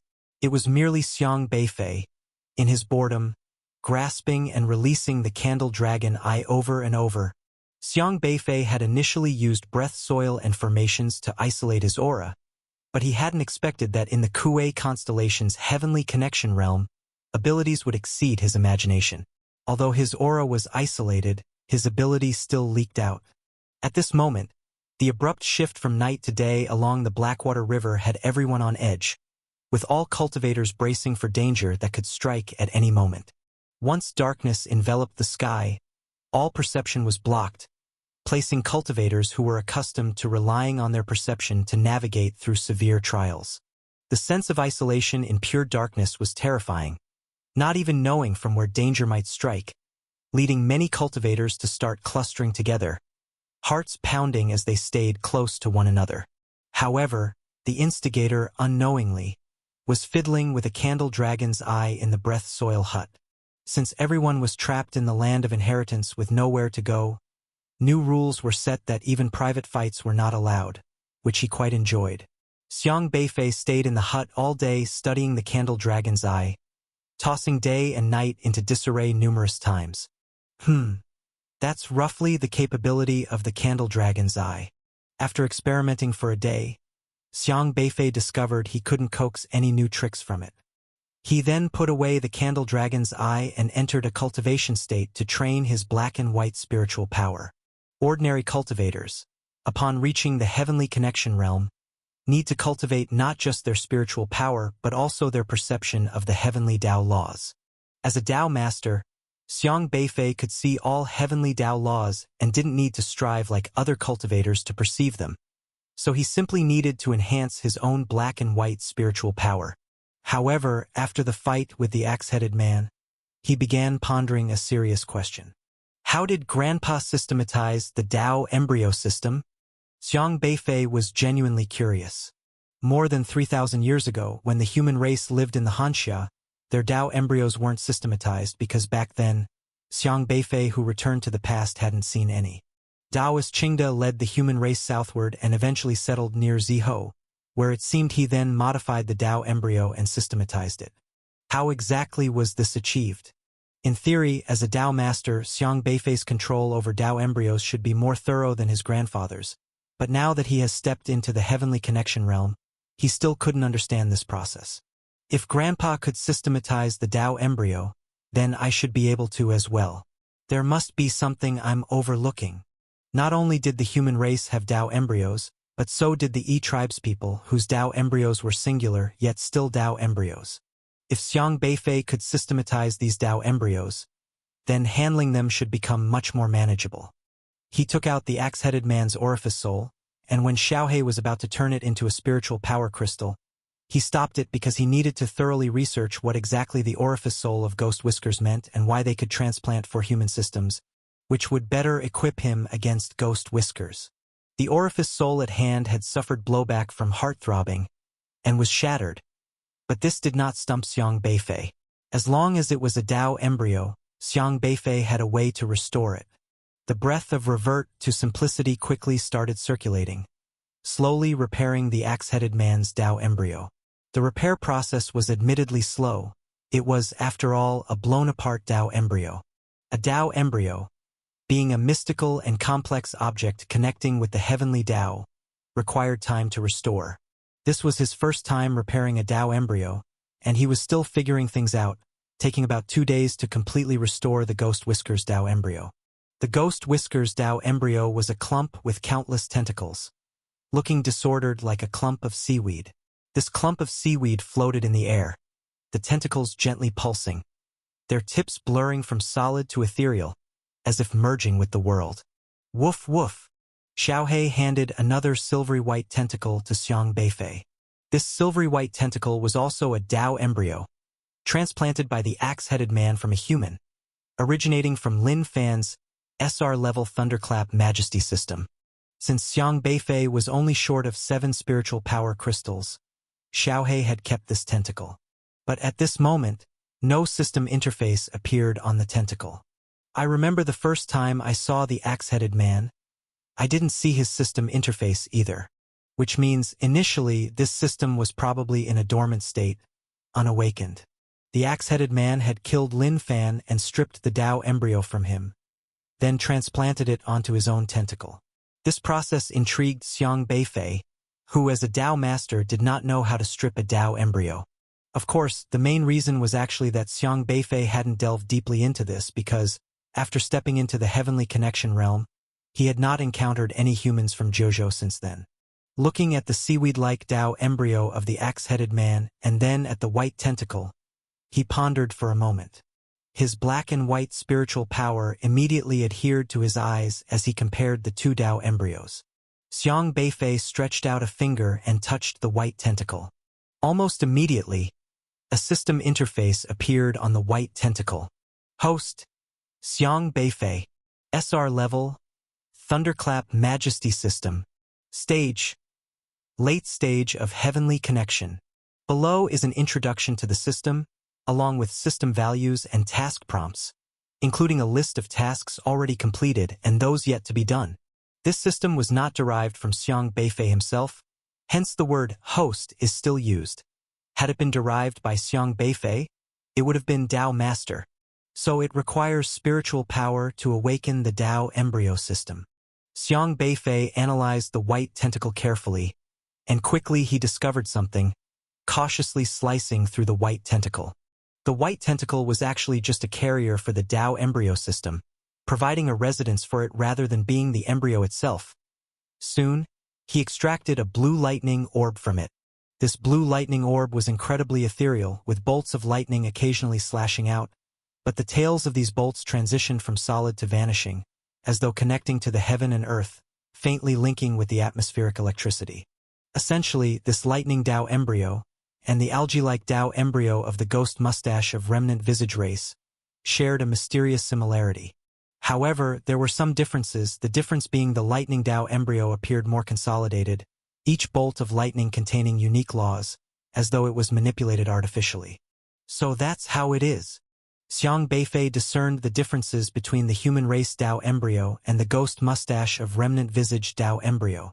Compared to the ghost mustache of remnant visage's Tao embryo, the human's lightning Tao embryo was modified to be more suitable for cultivation, each streak of lightning like the meridians of a human body, highly compatible with the human physiology.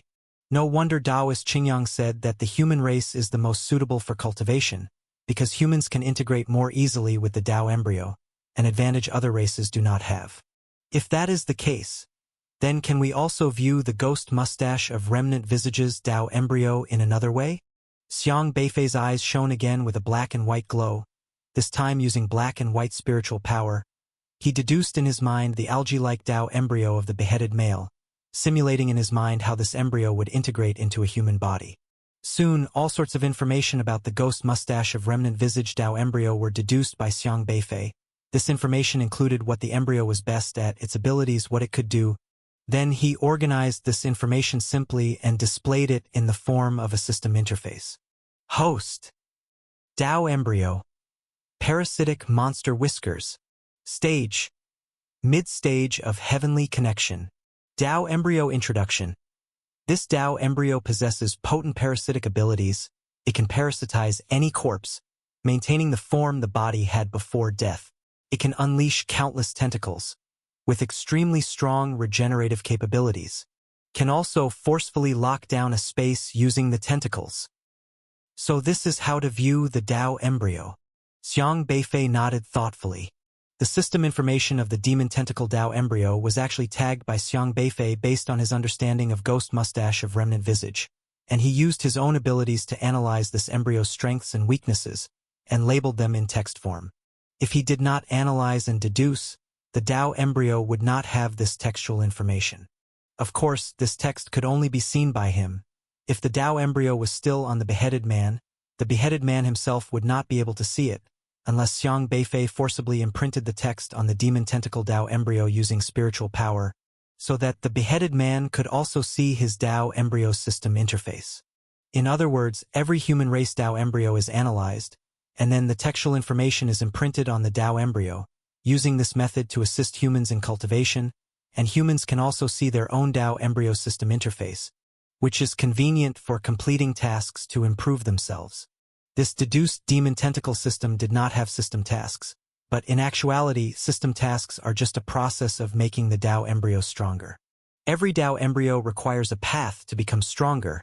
For example, Thunderclap Majesty needs to devour thunder and lightning, whereas the demon tentacle Tao embryo needs to absorb energy from parasitic corpses. Given time, Xiang Beifei could even plan specific system tasks for this demon tentacle Tao embryo, guiding the host on how to level up. But how did Grandfather manage to do it? Xiang Beifei suddenly realized that he could not explain this issue, since he was the only one who could see the Tao embryos and deduce their strengths and weaknesses. Grandfather was not a Taoist body, so he would not have been able to see the Tao embryos, much less imprint them with textual information. Could it be that someone else provided the human Tao embryos with a system interface? This made Xiang Beifei even more curious. Woof! Woof! Xiaohe asked if the Dao embryos of other E-tribes could also be deduced to extract this information. It's hard to say for now. I need to find a E-tribes person and try. Xiang Beifei decided to go out and see what the situation was. When Xiang Beifei went out, he realized that the situation outside seemed to have become somewhat strange. Surrounding his valley were many E-trib cultivators who had set up camps at the edge of the valley, with some cultivators walking on the cliffs, and even some had intruded into the valley itself. Xiang Beifei slightly furrowed his brows, since he had killed Zhao Yingguang. This valley was, by default, his territory. Normally, other than Li Qianluo, it was only Fu Qiuzi who would come here, which he did not mind, but it was different with other cultivators. Xiang Beifei saw a middle-aged man standing not far away, talking with Fu Qiuzi about something. The middle-aged man's clothes were made of some special desolate beast materials, emitting a faint light and were quite eye-catching. However, his appearance had no distinct difference from humans, showing no trace of the E-trib, and he was also a strong heavenly connection realm cultivator. Let's test it with you. The light of black and white flickered in Xiang Beifei's eyes as he used his newly comprehended ability to deduce the Dao embryo of the middle-aged man. In an instant, the way the Dao embryo functioned, its strengths and weaknesses, abilities and realm of power, everything was deduced by Xiang Beifei. Xiang Beifei slightly integrated the information he had deduced, then categorized these details into systematic text. Host, Guan Qishu, Dao embryo, pierced chest, realm, early heavenly connection. Dao embryo introduction. This race has a penetrating hole in the chest, called penetrating hole, which goes through the body. This hole can change size within a certain range and can move to any part of the body, used to evade fatal injuries. Dao embryo ability. Using pierced chest embodiment, one can link their body with the target. Wherever a hole appears on one's body, a corresponding hole will appear on the target's body. Weakness. Attacks surpassing the diameter of the hole will cause damage. This ability is quite impressive. Xiang Beifei couldn't help but think. In combat, if the enemy's attack is aimed at his head or heart, he could shift his body's penetrating hole to his head or heart, allowing any attack to pass through without injuring him. If during a fight he connects his body with the opponent's, wherever he creates a hole on his body, it will appear on the opponent's as well. If it's on the head, he would survive, but the opponent's head would explode. For Xiang Beifei, he was already quite satisfied because he didn't recognize the man before him at all, yet he was able to deduce the opponent's abilities just by relying on his perception of the heavenly Dao. At this moment, the middle-aged man who had been talking with Fu Qiuzi also noticed him, quickly walked over and bowed slightly. I am Guan Song of the Pierced Chest tribe. I have seen the stronghold leader. It seems that his name and race were deduced correctly. Fu Qiuzi also came out, with a smile on his face. Stronghold leader, Guan Song is a friend who just joined our Zhajiang stronghold yesterday, permitted by the second stronghold leader. Xiang Beifei then remembered that a few days ago, Li Qianluo had mentioned establishing a stronghold to contend with the other three forces. He had not expected this to be executed so swiftly. And judging by the size of the valley, at least 7 or 8 tribes had joined, and as the stronghold leader, he had been studying the Dao embryo matters these few days, unaware of it all. All right, as long as you follow the rules of our Zhajiang stronghold when joining us, Xiang Beifei said seriously. In reality, he had no clue what rules his Zhajiang stronghold had. Understood. We of the Pierced Chest tribe will heed the stronghold leader's instructions. But Guan Song responded very formally to Xiang Beifei.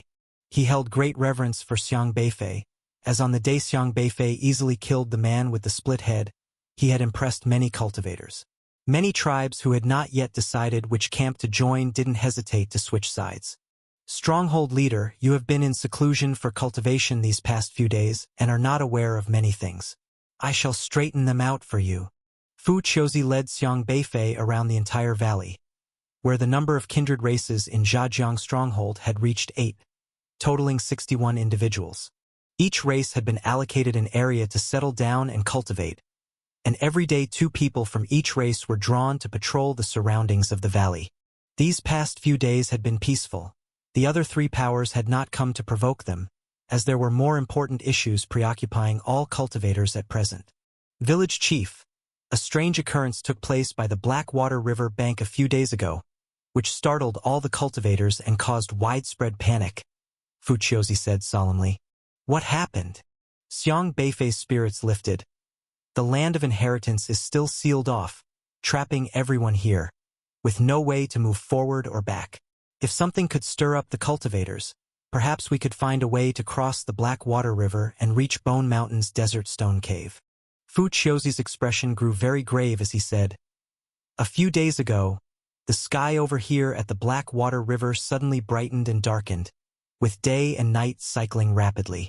When night came, we almost lost all perception, and everyone speculated it was a trial left by the deities for their inheritance. Fuchiozi went on to detail the events that had transpired. Ah, that? Xiang Beifei was slightly startled upon hearing it. The cycle of night and day, wasn't that his doing? He had not managed his Candle Dragon's eye ability properly, just clenching and spreading his hands, creating a mess of day and night, and now these people were treating it as some sort of divine trial? Unaware of this, Fuchiozi continued to speak seriously. Indeed, now the other three powers are all trying to crack the pattern of this night and day. They say that the method to cross the Blackwater River is hidden within the alternation of day and night. Standing alongside, Guansong chimed in mystically. I've heard from unofficial channels that Flaming Six Wings of the Moon God race and his subordinates have mentioned their ancient texts describe that deities' inheritances will test visitors in special ways, and the pattern of day and night alternation is precisely a clue left by the deity of Bone Mountain's desert stone cave. Whoever can decipher the messages contained within the cycle of day and night will discover the means to cross the Blackwater River. The pattern of day and night contains messages? What kind of messages could that entail? Xiang Beifei blinked and exchanged a glance with Xiaohei on his shoulder, who couldn't help but burst into a loud laugh. This Flaming Six Wings of the Moon God race, is he some sort of charlatan? Yet, Fuchiozi and Guansong were treating the matter with utmost seriousness. Guansong produced a piece of paper, saying, Chief, please take a look at this analysis chart that cost me a great deal to acquire from a friend in Light Valley. On this piece of paper, alternating black and white rectangular shapes were arranged in a row which, at a glance, looked like the barcode found on goods at the old Jojo supermarket. These black and white widths represent the intervals of night and day at that time. Some cultivators have recorded that the first night lasted 10 seconds, followed by a day lasting 1 minute. After that, it became very frequent.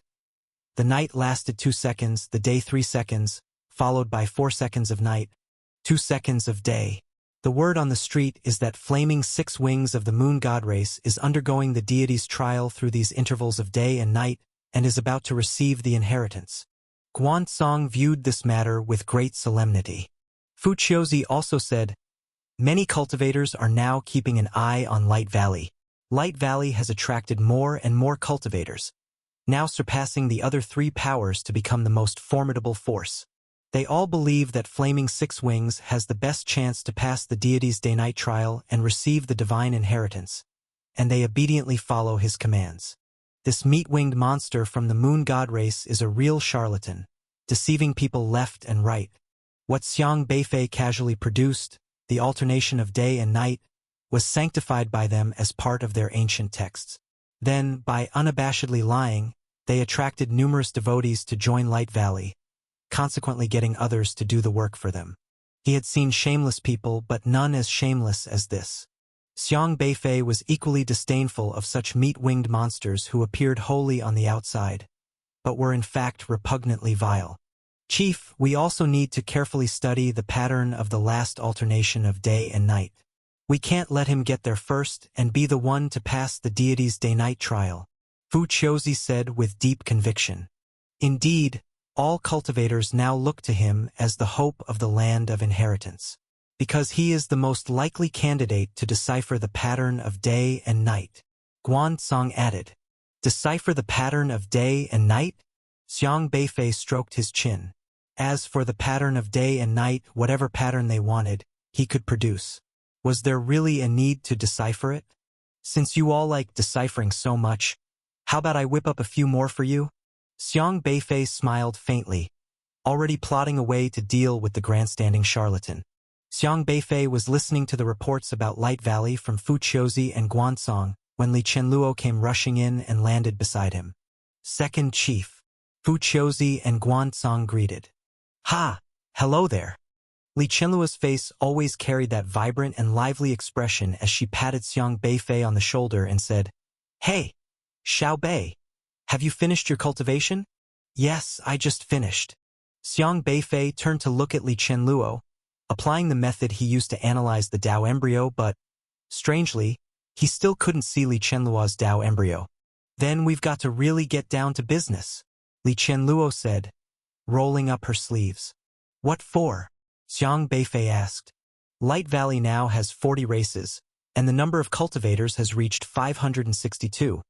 A full 501 more than our Zhajiang stronghold. We can't just sit back and do nothing, Li Qianluo said. What? Are you planning to poach people? That's not it. Think about what will happen if there's such an imbalance of power in this territory. Got it. Xiang Beifei understood Li Qianluo's point. The principle of big fish eating small fish was something he knew well. I knew you'd understand. Those folks from Light Valley won't let us off the hook, Li Qianluo said. Let them come. Xiang Beifei didn't mind. Light Valley. In this valley, there was a holy white hall floating midair, about 10 meters above the ground. The hall exuded a sacred white glow, solemn and dignified, built by the moon god race using their spiritual power. Behind the hall were two huge, soft white wings fluttering gently, making the entire hall appear like a city in the sky that's been carried aloft by these wings. At that moment, within the city in the sky, Six-Wing Lord Qi was sitting on a luxurious white high seat, lost in thought. There were no other cultivators of different races in the hall. Only the four-winged elder, Kana, was present. Lord Qi, the demon tentacle race, has clearly succeeded in plundering the human race's Dao embryo and taken it as their own, yet we are still clueless about the location of the human race. Now that we are almost certain that Xiang Beifei is one of the human race, should we move against him? Kana asked. What do you propose? Six-Wing Lord Qi asked indifferently. Kana smiled serenely, as if discussing a matter of great justice. Take him, then snatch away his Dao embryo and force him to reveal the whereabouts of the human race. In the eyes of the meat-winged monster, the inheritance of this place was far less important than plundering the human race's Dao embryo. As long as they found the human race's territory, they would launch a massive assault on the humans. It's just too bad the demon tentacle race wouldn't disclose where the humans had retreated to at present. They wanted to monopolize the Dao embryo of the human race. How could the meat-winged monster stand aside? You are right. We do need to inflict divine punishment on the humans. Six-Wing Lord Qi rested his elbow on the armrest, supporting his chin, and said gently, But right now we are divine envoys. Countless races are following us, hoping we will lead them out of the bitter sea. We should not be so direct. Kana bowed her head slightly, saying, Yes. Then what plans does the divine envoy have? Six-Wing Lord Qi smiled faintly. All the cultivators of Light Valley now believe that we possess the day-night cycle and the divine inheritance trial. We should make good use of these cultivators. The rules of the Black River's bank have been set. Even if it is to denounce Zhajiang stronghold, it must be done with justified cause. Kana's eyes lit up slightly. Lord Qi, please give your orders. Just cooperate with me. Six-Wing Lord Qi didn't say much, continuing to smile with a friendly and approachable demeanor. Kana nodded slightly. As you command. Six-Wing Lord Qi soon stood up and walked outside. Outside the hall with the holy wings, there was a huge altar. This altar had been specially prepared by Six-Wing Lord Qi for the announcement of important events in the past few days, and all the cultivators of Light Valley would be there to listen to his directives. Dong! Dong! Dong! The melodious sounds echoed throughout Light Valley. The holy bell is ringing. Hurry! Lord Qi must be announcing something important again. Hurry up! Don't miss out on the event. Many cultivators who were resting in Light Valley rushed over upon hearing the sound. In just a moment, All the cultivators of Light Valley had gathered, standing devoutly below the hall, looking up at Six-Wing Lord Qi standing on the altar. Now, Light Valley occupied most of the Black River's bank. By interpreting the day-night cycle from the Moon God Race's scriptures a few days ago as a divine inheritance trial, Six-Wing Lord Qi attracted a large number of followers. The cultivators who had joined Light Valley revered Six-Wing Lord Qi immensely. He was their hope and the sole leader in their hearts. Six-Wing Lord Qi relished this lofty sensation, as everyone was dependent on the land of inheritance. He was the local emperor here, enjoying the offerings of the cultivators. His word could change the fate of the Black River's bank. Clearing his throat, Flaming Six Wings spoke out loud. Over 300 years ago, 3 of our Moon God race members received divine inheritance right here. They deciphered the divine challenge from the pattern of day and night transition. Divine inheritance is not just for one cultivator. Any cultivator fated with the divine can obtain the divine inheritance. Emitting holy radiance, Flaming Six Wings stood on the highest altar in Light Valley, his voice melodious and captivating, with the cultivators below looking reverent and even fanatical. They were all listening intently to Flaming Six Wings, afraid to miss a single word. This altar was temporarily constructed, solemn and dignified, specially for Flaming Six Wings to observe celestial patterns and deduce the laws of day and night transition. Behind Flaming Six Wings, his 6 sacred feathers trembled slightly, fluttering white gleams, making his words very persuasive. Over his head, a white halo shimmered, bright one moment and dim the next, appearing exceedingly sacred. This should have been a core secret of our Moon God race, never revealed to outsiders. But this time, an abnormality has occurred in the land of inheritance, trapping all fellow Taoists here. Thanks to the great favor of everyone, since you have chosen me to lead Light Valley, I bear the responsibility of guiding all Taoists here safely out of this place. However, each time the land of inheritance opens, the law of day and night transition keeps changing. Therefore, I need time to compare the records left by our predecessors who have received the inheritance. After consulting the Divine Lord, with an open and loving heart, the Divine Lord has allowed me to work hard to decipher this cycle's day and night transition. Then, I will openly share the divine inheritance contained within the day and night transition with all fellow Taoists without charge. At that time, whoever is fortunate enough to receive the divine's recognition, it will be up to your destiny. Flaming Six Wings spoke to all the cultivators in Light Valley with deep emotion and sincerity. Lord Qi is wise. The Divine Lord is wise. Kana, as a four-wing elder, said with impassioned voice. Lord Qi is wise.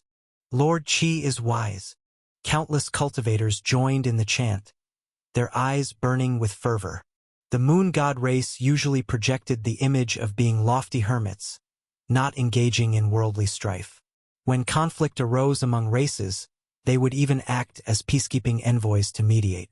For this reason, Flaming Six Wings, as an envoy of the Moon God race, had strong rallying power, and many races were willing to follow them. Now, hearing Flaming Six Wings talk about working hard to study the law of day and night transition, and then opening up the challenges set by the inheritance, such a move made the various races, especially the relatively weaker ones, more excited. Since it's about each individual's fate with the inheritance to gain the divine's recognition, it means there is less bloodshed, and even the weaker races have a chance, which is naturally good news for them. The Moon God race really has a broad mind, to be so selfless. Indeed, this race has always revered peace, generous and loving without bounds, and commands respect. Many race cultivators echoed in agreement. Flaming Six Wings, hearing these words, felt gratified, his holy light becoming even softer. He turned to nod slightly at Kana. Kana understood. Then she spoke out loud. Quiet, please. Flaming Six Wings will now observe the celestial patterns and continue to deduce the law of day and night transition. He will tell us how to deduce this law. The cultivators immediately closed their mouths, for fear of disturbing Flaming Six Wings. Flaming Six Wings stood there, looking up at the sky, his eyes emitting a white light, extremely holy. His gaze seemed to penetrate the vast clouds of the land of inheritance, seeing through the very void. With a wave of his hand, a powerful spiritual power surged out, a strong white light piercing through and enveloping the entire Light Valley as if in broad daylight. The serene radiance left the present cultivators in awe. What a formidable power! This power must be at least in the late heavenly connection stage, no? Lord Qi is probably the number one person here. The divine and immense fluctuation of spiritual power awed all the cultivators, making them feel insignificant before this force, as if Flaming Six Wings were truly the chosen child of the land of inheritance. But in fact, Flaming Six Wings was merely putting on an act. Not even he knew what he was looking at. However, the holy light shining from him, otherworldly in appearance, convinced many race cultivators unquestionably. This great and holy six-wing Lord Qi, surely he has true skills. However, at that moment, the white holy light in the sky suddenly flickered, becoming unstable, and started flashing intermittently. Then all of the holy light turned into a dazzling column, shifting towards the north, disappearing into the horizon. So it is. Alas! Flaming Six Wings' expression turned solemn, as if he sensed something, and he sighed softly. What's wrong, Lord Qi? A cultivator asked anxiously. Flaming Six Wings seemed hesitant, looking rather melancholic. At that time, Kana immediately stepped forward and said, "Just now, Lord Qi was deducing the power of day and night transition, using his own abilities to communicate with the forces of this world. He has made a new progression in the analysis of the power of day and night transition, identifying a very important observation point. If the deduction is performed at this point, the next step of the analysis can be carried out. Shouldn't that be a cause for joy?" A cultivator eagerly inquired. Kana looked at Lord Qi and spoke solemnly. "But that place is not part of our Light Valley, and it's not appropriate for Lord Qi to go there. Where exactly is it? If it's such an important place, we have the right to know." "Yes, that's right. If that place determines whether we can receive the inheritance, we must go there. Tell us where it is, we'll help you claim it if needed." Kana fell silent for a moment before slowly saying, "The valley where Zhajiang Stronghold is located." "The valley where Zhajiang Stronghold is located?" All cultivators slightly furrowed their brows. In recent days, the emergence of Zhajiang Stronghold as the fourth power had been unexpected, and even though only 7 or 8 races had joined them, they constituted a small force not to be underestimated, especially since the master of Zhajiang Stronghold was none other than Xiang Beifei, who had killed the demon tentacle race expert Elder Jin. His strength had been witnessed by all, making everyone wary, and no cultivator dared to provoke the cultivators of Zhajiang Stronghold without good reason. They did not want to be targeted by Xiang Beifei. But at this moment, no one had expected that the perfect observation point Flaming Six Wings spoke of would be at the main base of Zhajiang Stronghold. Flaming Six Wings spoke with a pleasant smile.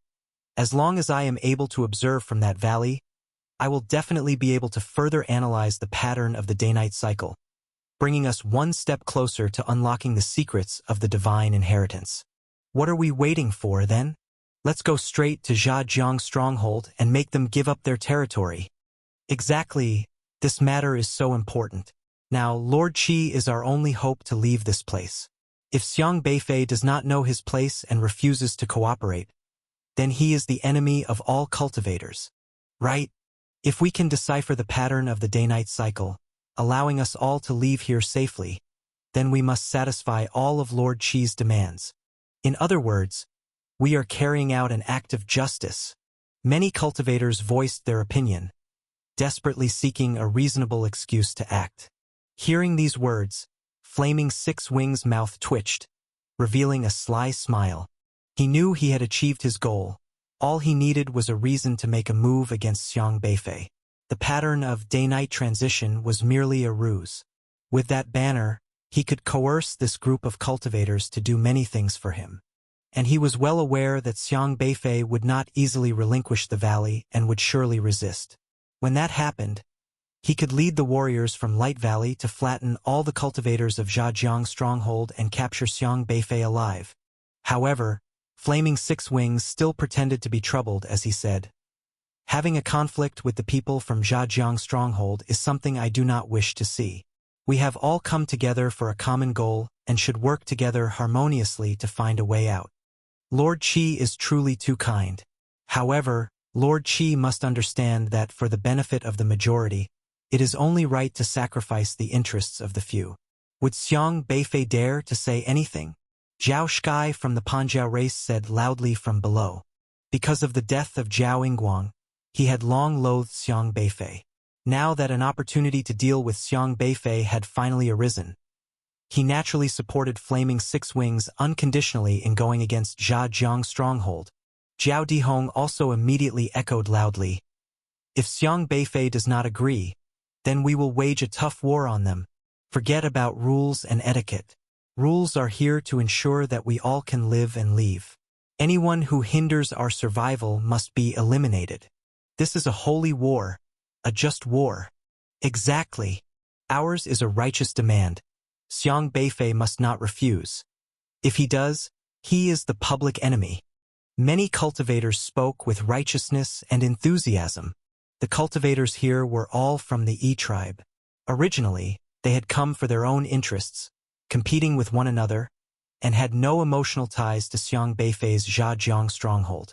In their eyes, it did not matter if a few more foreign experts died. That was just one less competitor. As long as their interests were involved, they could instantly transform into warriors fighting for justice. "Let's go. Let's head to Zhajiang stronghold immediately and get Xiang Beifei to cooperate. Let's go." Everyone made a decisive move, and driven by Zhao Sky and Zhao Dihong, they surged out of Light Valley, heading in a massive wave toward Zhajiang stronghold, where Xiang Beifei was located. "See, isn't this taking the moral high ground?" Flaming Six Wings smiled faintly. With just a little manipulation, he could incite a group of cultivators to follow his orders devotedly, and it was all voluntary. As long as he held the banner of unlocking the day-night transition pattern, obtaining the divine inheritance, there would be countless supporters at his beck and call. With admiration, Kana bowed and said, "Lord Qi is wise. I am humbled by comparison. There is still much for you to learn." The halo of sanctity above Flaming Six Wings' head flickered again, shining bright and dazzling. The mass of Light Valley surged toward Zhajiang stronghold where Xiang Beifei was located, every cultivator wearing an expression of righteousness, as if they were there to maintain world peace. Fu Qiuzi and his companions were initially discussing the affairs of Zhajiang stronghold at the entrance of the valley with Guan Tsong, when they suddenly found themselves surrounded by an aggressive crowd of cultivators, taking them by surprise. "What's going on?" exclaimed Fu Qiuzi in astonishment. This group of nearly 1,000 cultivators, all from Light Valley, was a tremendously powerful force, and their blockading of Zhajiang Stronghold's valley boded no good. "Fu Qiuzi, tell Xiang Beifei and all of you to scram from this valley. We've requisitioned this valley," Zhao Sky said with a chilling tone. Unlike last time, this time he had a large group of cultivators as his backing, and he spoke with full confidence. Zhao Dihong also shouted, "That's right. You Zhajiang Stronghold are blocking all Taoist friends from going out, so get out of the way now. Otherwise, we will declare war on you in the name of the Divine Lord." Fu Qiuzi and Guan Tsong exchanged glances, both somewhat baffled. They had merely used this valley as their base, so how had it become a barrier to all cultivators' hopes of departure? "Nonsense. This is our Zhajiang Stronghold territory. How can we allow you to act recklessly? Have you forgotten the rules beside Heishui River? Private fights are prohibited here," Fu Qiuzi said solemnly. Zhao Sky sneered, "Enough talk. Rules are dead, but all of us Taoist friends are alive. If you, Zhajiang Stronghold, intend to cut off all cultivators' means of survival, then you must pay the price.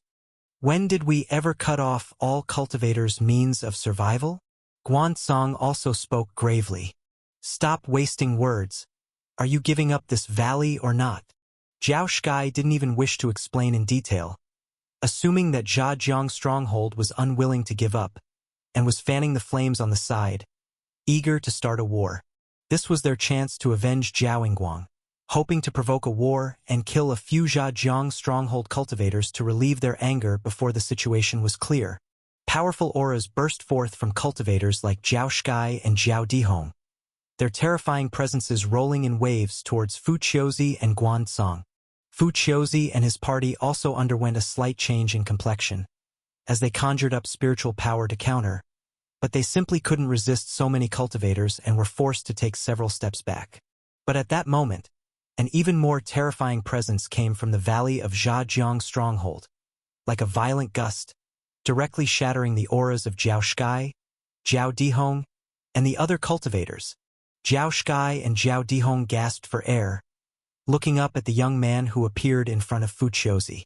It was Xiang Beifei. Looking for death? Xiang Beifei indifferently scanned the E-Trib cultivators who came under the guise of justice to denounce Zhejiang stronghold, a trace of killing intent appearing in his eyes. However, at the same time, a mellow aura spread from behind Zhao Sky and the others, like a spring breeze on the face, accompanied by a sacred glow, protecting all cultivators and contending with Xiang Beifei. Suddenly, a white pillar of light descended from the sky, and flaming 6 wings, with 6 white wings flapping, slowly descended from within the column, surrounded by a few white feathers, radiating a gentle glow. His entrance was very impressive and memorable. Daoist Xiang, long time no see. We have not formally met. I am the divine envoy of the moon god race, Flaming 6 Wings, said Flaming 6 Wings with a full-faced smile. What is it? Xiang Beifei asked, frowning. Flaming 6 Wings gently said, it's like this. Recently, the alternating day and night beside the Heishui River contained a divine inheritance. Our moon god race happens to have an understanding of this cycle, and we are currently deciphering this celestial phenomenon. Once we figure out the pattern of day and night alternation, we will be able to find the land of inheritance of the divine, and everyone will find a way to leave this place.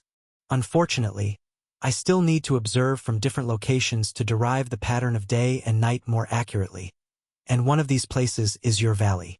Why did you bring so many cultivators then? Xiang Beifei asked.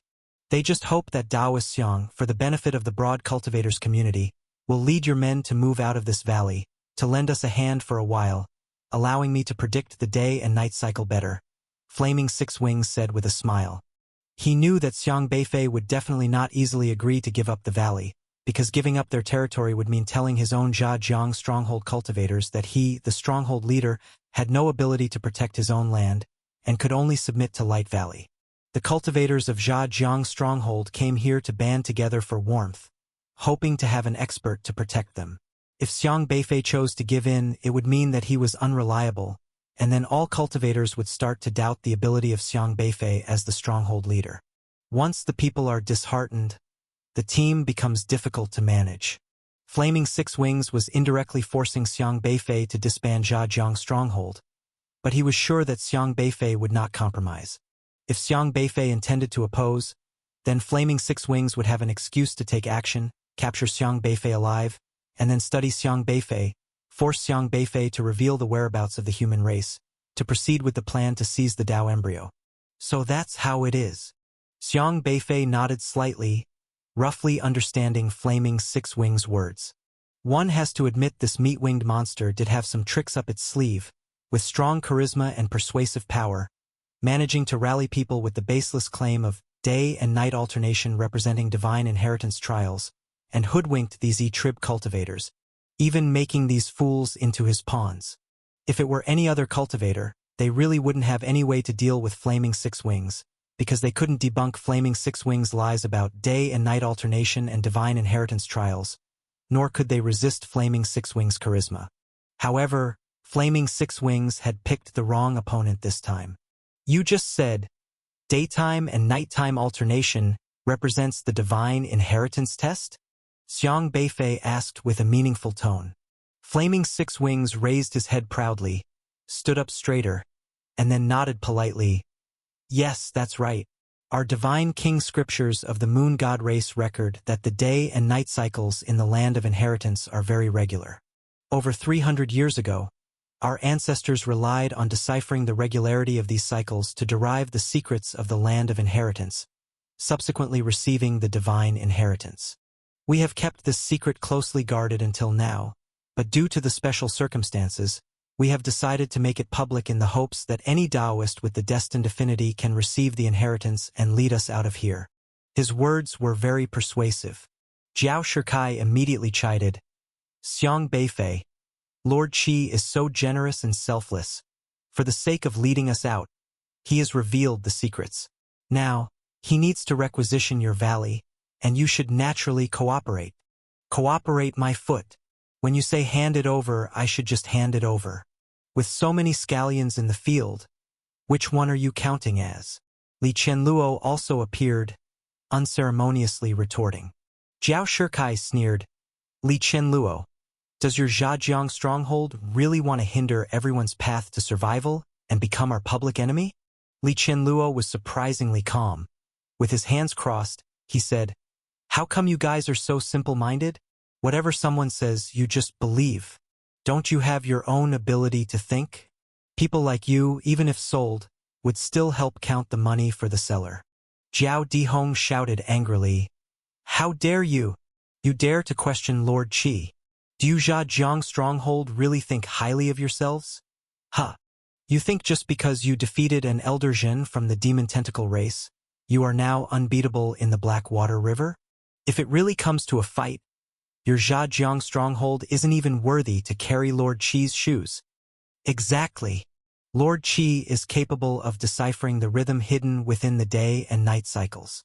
Can Xiang Beifei possibly do that? All these cultivators who joined Light Valley looked down upon the establishment of Zhajiang stronghold, finding it laughable. How could they compare with Flaming Six Wings of Light Valley? Flaming Six Wings remained silent, simply watching Xiang Beifei with a smile, leaving the cultivators of Light Valley to rebuke Xiang Beifei. The people of Light Valley became increasingly offensive and aggressive. After pondering for a long time, Xiang Beifei finally spoke. Since Flaming Six Wings is so selfless, then why not have him tell us what exactly this day and night cycle pattern is? What is the method of deciphering it? If you announce the method, everyone can learn from it. Instead of you solving it alone, rallying the wisdom of all Taoists to solve it would surely be faster, wouldn't it? Flaming Six Wings' gaze slightly hardened. He had just concocted the story off the top of his head. Where would he get any method from? But he had already thought of an excuse and said indifferently, If possible, I would certainly teach everyone the method of deciphering the day and night cycle for free. Unfortunately, this method can only be achieved through the divine rings of our moon god race. Such a shame. So according to you, you've already worked your way to a critical point in the solution? Xiang Beifei asked again. Naturally, that's the case. I ask for Taoist Xiang's cooperation, Flaming Six Wings said with a smile. Xiang Beifei said calmly, It's not difficult to cooperate. The issue is I don't quite believe your words. You say you can decipher it, but you can't provide any evidence, which is hardly satisfactory. How about this, predict the next time the day and night will interchange for us? You don't need to be too specific. Just a rough time will do. Flaming Six Wings frowned slightly. If he really had to predict, he couldn't predict at all. Yet, without changing his expression, he said, If Taoist Xiang would be willing to let us use your valley, perhaps then I could predict it. But I think you're talking nonsense, Xiang Beifei stated. Zhao Shikai once again eagerly chided. Presumptuous! How dare you speak to Lord Qi like that? You don't have to bark at me. If he really had the ability to predict the day and night cycles, he would have already calculated the next occurrence. Xiang Beifei retorted. Xiang Beifei took a quick glance at Zhao Shikai, whose gaze flickered just slightly, causing Zhao Shikai to take a step back instinctively, afraid to meet Xiang Beifei's gaze. Can you do it? Zhao Shikai asked through clenched teeth. Coincidentally, I indeed can, Xiang Beifei said. Our predecessors from the Kangji Abyss have analyzed the pattern of day and night cycles here and can help us better receive the divine inheritance. Since Flaming Six Wings wanted to use the day and night cycle pattern as a tool to dupe everyone, Xiang Beifei decided to go with the flow. As soon as these words came out, all the cultivators were astonished. Even in the heart of Flaming Six Wings, there was a sudden jolt. He can? How is that possible? It was all made up. What could he possibly do? However, soon Flaming Six Wings calmed down. Without thinking, he knew that this guy must also be bluffing. If he wasn't wrong, this guy would probably predict it to be a few days later, then stall for time. Oh, what a calculation! Did you think I would give you the chance to stall for time? You're too naive. Flaming Six Wings sneered inwardly and signaled to Kana, who immediately understood and spoke up. Daoist Xiong, don't stall for time. Lord Qi needs to use your valley. If you aren't willing to cooperate and delay Lord Qi's progress in deciphering the day and night cycle, that's like making things difficult for all Taoists. Li Qianluo said bluntly. Why so much nonsense? If you, a six-winged birdman, really have such ability, then show it directly. Don't shamelessly plot to take over someone else's territory. Picking a fight with our Zhajiang stronghold. Stopping there, Li Qianluo paused, with his voice arising in Xiang Beifei's mind. Hey, Xiao Bei, do you really have the ability to predict? I do, Xiang Beifei responded. All right. Li Qianluo waved his hand grandly and pointing at Flaming Six Wings. He said, since you're so amazing, why not join our fortress leader in predicting the exact date of the next day-night cycle? Let's truly see what you're capable of. Lord Qi, show him what you've got. Make him give up completely. Right, we've always believed in Lord Qi's abilities. Show him and make him concede.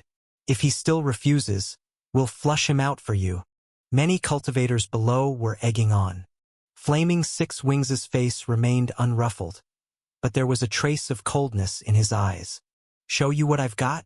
What have I got to show? But in fact, it wasn't just the cultivators from Light Valley who were stirring things up, but also those from Heavenly Demon Assembly and Dawn Alliance. Mostly manipulated by Night Demon and the High Priest to act this way, Guangmong Valley intended to strike at Zhajiang stronghold. How could they just stand aside in such a significant matter? At that moment, Night Demon and the High Priest were observing from a distance, not showing themselves but rather sending their subordinates to stir up trouble. Now that Light Valley dominated alone, they would love to suppress Flaming Six Wings' arrogance. After all, they would delight in either faction winning or losing. In front of so many cultivators, Flaming Six Wings could no longer back down. To be honest, before coming here, Flaming Six Wings hadn't expected Xiang Beifei would dare claim he knew how to analyze the pattern of day and night changes, because it was completely fictitious. If Xiang Beifei had simply been skeptical, he could have brushed it off with an excuse, but Xiang Beifei had issued a challenge, and that was troubling. However, Flaming Six Wings remained cool, still convinced that Xiang Beifei was talking nonsense. Flaming Six Wings said, in that case, please, Daoist Xiong, make your prediction. What is your prediction? Xiang Beifei countered. Flaming Six Wings' body began to shine with a holy white light, the halo above his head flickering as he said, the reason we have come to the valley of Zhajiang stronghold this time is because Daoist Xiang's valley is the optimal location for observing the day-night pattern. I need to go to your valley to find out. Please do. I hope you can find something to give everyone an explanation. Xiang Beifei made a gesture. After all, there were no secrets in this valley. Everyone just found a corner to settle in temporarily. Any races joining Zhajiang stronghold had already been thoroughly scoped out, so it didn't matter if Flaming Six Wings took a look around. Flaming Six Wings was slightly startled, as he hadn't expected Xiang Beifei to agree so readily. Thank you for your cooperation, Daoist Xiong. Flaming Six Wings walked towards the valley calmly, but in fact, his steps were heavy. The situation had developed far beyond his expectations, and now he knew he had to brazen it out. Flaming Six Wings flew around in Xiang Beifei's valley, his holy radiance enveloping the whole valley and turning Zhajiang's stronghold sacred, as if bathing in holy light. He posed pretentiously, gazing at the sky at a 45-degree angle. But inside, Flaming Six Wings was furious. Day and night cycle? Who the hell knew if there was any pattern here? Now he could only hazard a guess, Thankfully there was the occurrence of dark and dawn here, just like in the outside world, and it was about 2 hours until dark. He estimated the time of yesterday's nightfall and felt confident in his guess. All the cultivators were there waiting for him, and at this moment, he did not disappoint, appearing above the crowd. Xiang Beifei and others had been awaiting him. Flaming Six Wings, looking down from on high at Xiang Beifei, said, "The next nightfall should be in 1 hour and 45 minutes. All the cultivators were invigorated, taking Flaming Six Wings' words as gospel. In reality, any cultivator who bothered to record could tell the time of nightfall, but he announced it first, so if Xiang Beifei suggested the same time, then he could make a big deal out of it, accusing Xiang Beifei of parroting. Xiang Beifei replied with a calm smile, "Coincidentally, my calculations for the next nightfall are in 15 minutes. 15 minutes? All the cultivators looked at each other. Utterly ludicrous. Talking nonsense. Making wild statements. Kana cried out. The other cultivators also didn't believe Xiang Beifei had that ability, and they had more faith in Flaming Six Wings' prediction of 1 hour and 45 minutes. Flaming Six Wings also frowned, as he had assumed Xiang Beifei would give the same answer as him, but instead Xiang Beifei had predicted such an imminent time. "I've predicted that it will be in 15 minutes. Just wait and see if it's true. We've all been trapped here for so long. What's 15 more minutes?" Xiang Beifei asked. "All right, we'll wait for you for a quarter of an hour." Zhao Shikai sneered coldly, as he didn't believe Xiang Beifei had the ability. As long as the sky wasn't dark in 15 minutes, he would immediately encourage the cultivators of Light Valley to besiege Xiang Beifei. Flaming Six Wings felt a stir in his heart. Could he really predict the time of day and night alternation? Impossible. Absolutely impossible. He must be bluffing. But if it's a bluff, how dare he set the timer at 15 minutes? Logically, if he is trying to delay time, the longer the better. He might be brewing something. Maybe he has set up some defensive formation around the valley, which takes a quarter of an hour to activate. Yes, that must be it. Flaming Six Wings' mind was racing with thoughts, with numerous ideas flashing through in an instant. His gaze swept around, searching for traces of the formation, but the surroundings of the valley were quiet, with no such formation protection. He snorted coldly in his heart, convinced that the formation was very well hidden. From now on, he would be wary, keeping an eye on Xiang Beifei. Once the quarter hour was over, if Xiang Beifei made any move, he would immediately intervene to prevent any sneaky maneuvers. A quarter of an hour wasn't very long, merely about 15 minutes. The cultivators of Light Valley were all waiting to see Xiang Beifei make a fool of himself. If nothing happened after the quarter hour, they would crowd around Flaming Six Wings to seize the territory of Zhajiang stronghold. Time ticked by second, especially for Zhao Shikai and Zhao Dihong, who were counting down to the moment to then find an excuse to trouble Xiang Beifei. After all, they didn't need to personally take action. Flaming Six Wings would handle everything. Finally, the quarter hour passed, yet the sky had not darkened. Zhao Shikai couldn't wait any longer and immediately shouted, "The quarter hour is up. The sky has not completely darkened. Xiang Beifei, you speak deceit, obstructing our Lord Qi from finding hope for departure. What more do you have to say?"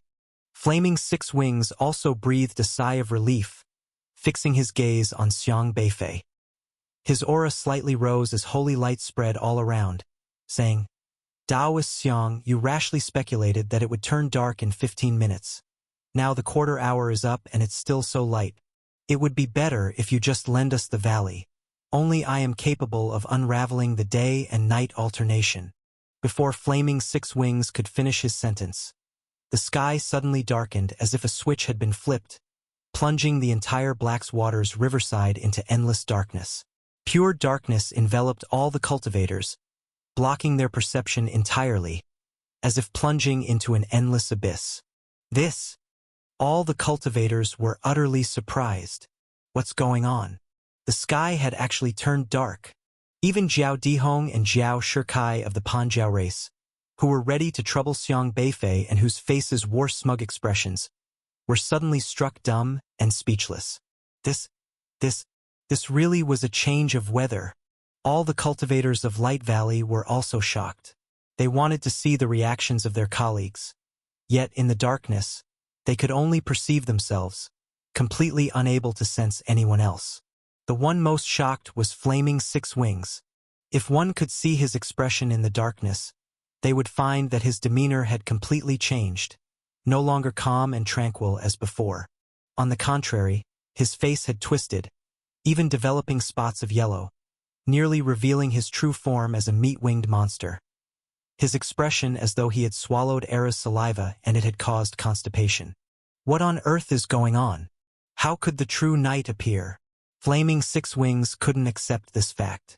You see, the day and night alternation was a fake narrative he had concocted to deceive the cultivators of Light Valley, intending to forcefully connect day and night alternation with divine inheritance and then packaging it himself to spread the lies, persuading more cultivators to faithfully become his followers and oppose Xiang Beifei. But he never expected that the fiction he made up would come true. Xiang Beifei had actually predicted when the sky would darken. Could it be that Xiang Beifei controlled the darkness? This thought flashed through Flaming Six Wings' mind. No, it can't be his doing. This darkness is very strange, completely suppressing the senses, even suppressing my perception. Plus, if it were his control, he wouldn't have needed us to wait a quarter hour. He would have turned it dark immediately. It's unrelated to him.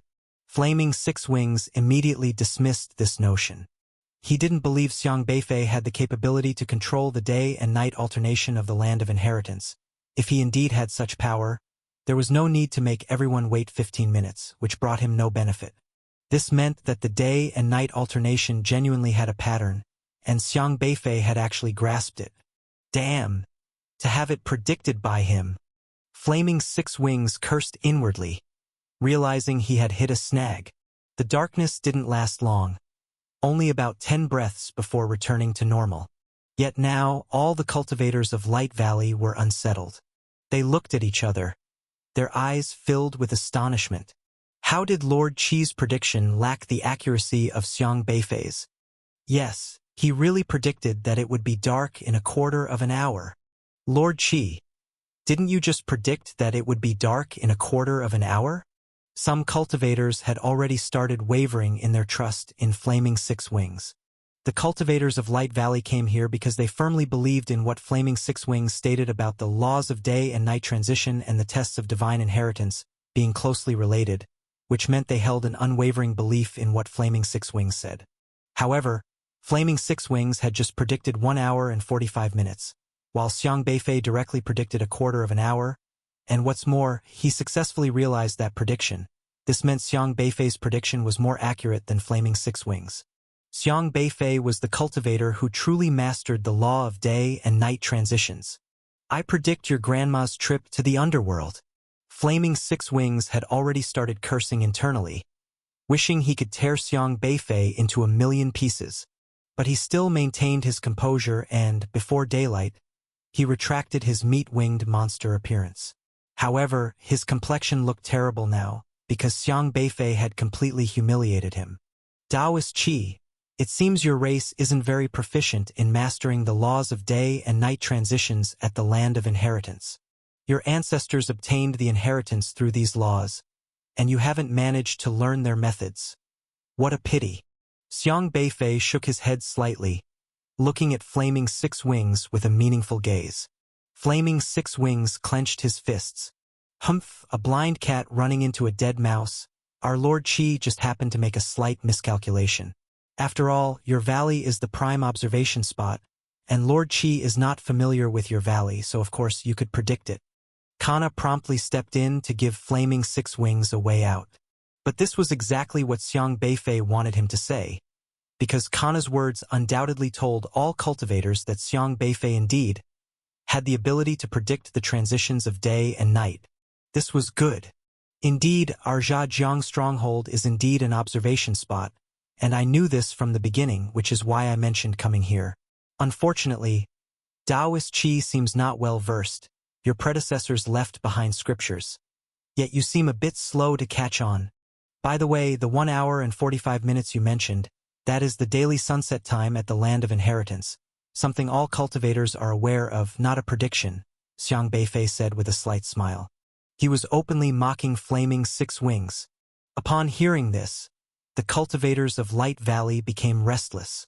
They could now basically confirm one thing: the laws of day and night transition indeed related to divine inheritance. But Xiang Beifei's ability far surpassed that of Flaming Six Wings. Flaming Six Wings was merely using the known time of darkness to deceive them, while Xiang Beifei was truly making predictions. This was a real boss. Kana still refused to give up, trying to restore her master's dignity, and said, "It was just a coincidence that he got it right this time. It's nothing impressive. Our Lord Qi is looking much further ahead." Xiang Beifei laughed again and said, "Everyone should also be aware how quickly the last day and night transition happened. I can tell you, another day and night transition will occur soon. Since Taoist Qi is looking further ahead, may I ask if Taoist Qi knows when the next transition will occur?" Flaming Six Wings glared at Xiang Beifei with a dark expression, fuming internally.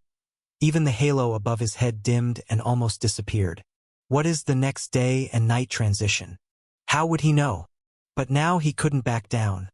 He had to provide a reasonable explanation.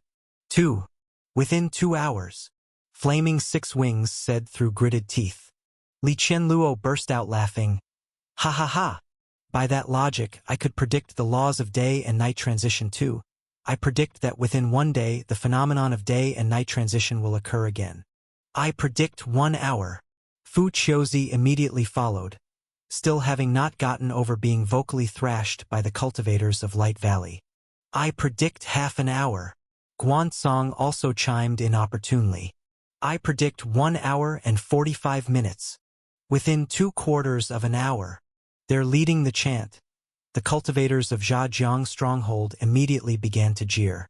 Many of them already disliked the hypocritical pretenses of the Moon God race, knowing that the Moon God race was deceiving people, hence they chose to settle down at Zhajiang stronghold. Now that they had a chance to retaliate, how could they let it go? Ha ha ha. So it seems everyone is a foreteller now. Li Qianluo looked at Flaming Six Wings with a giggle. Speaking of which, Flaming Six Wings, your prophetic abilities are really amazing.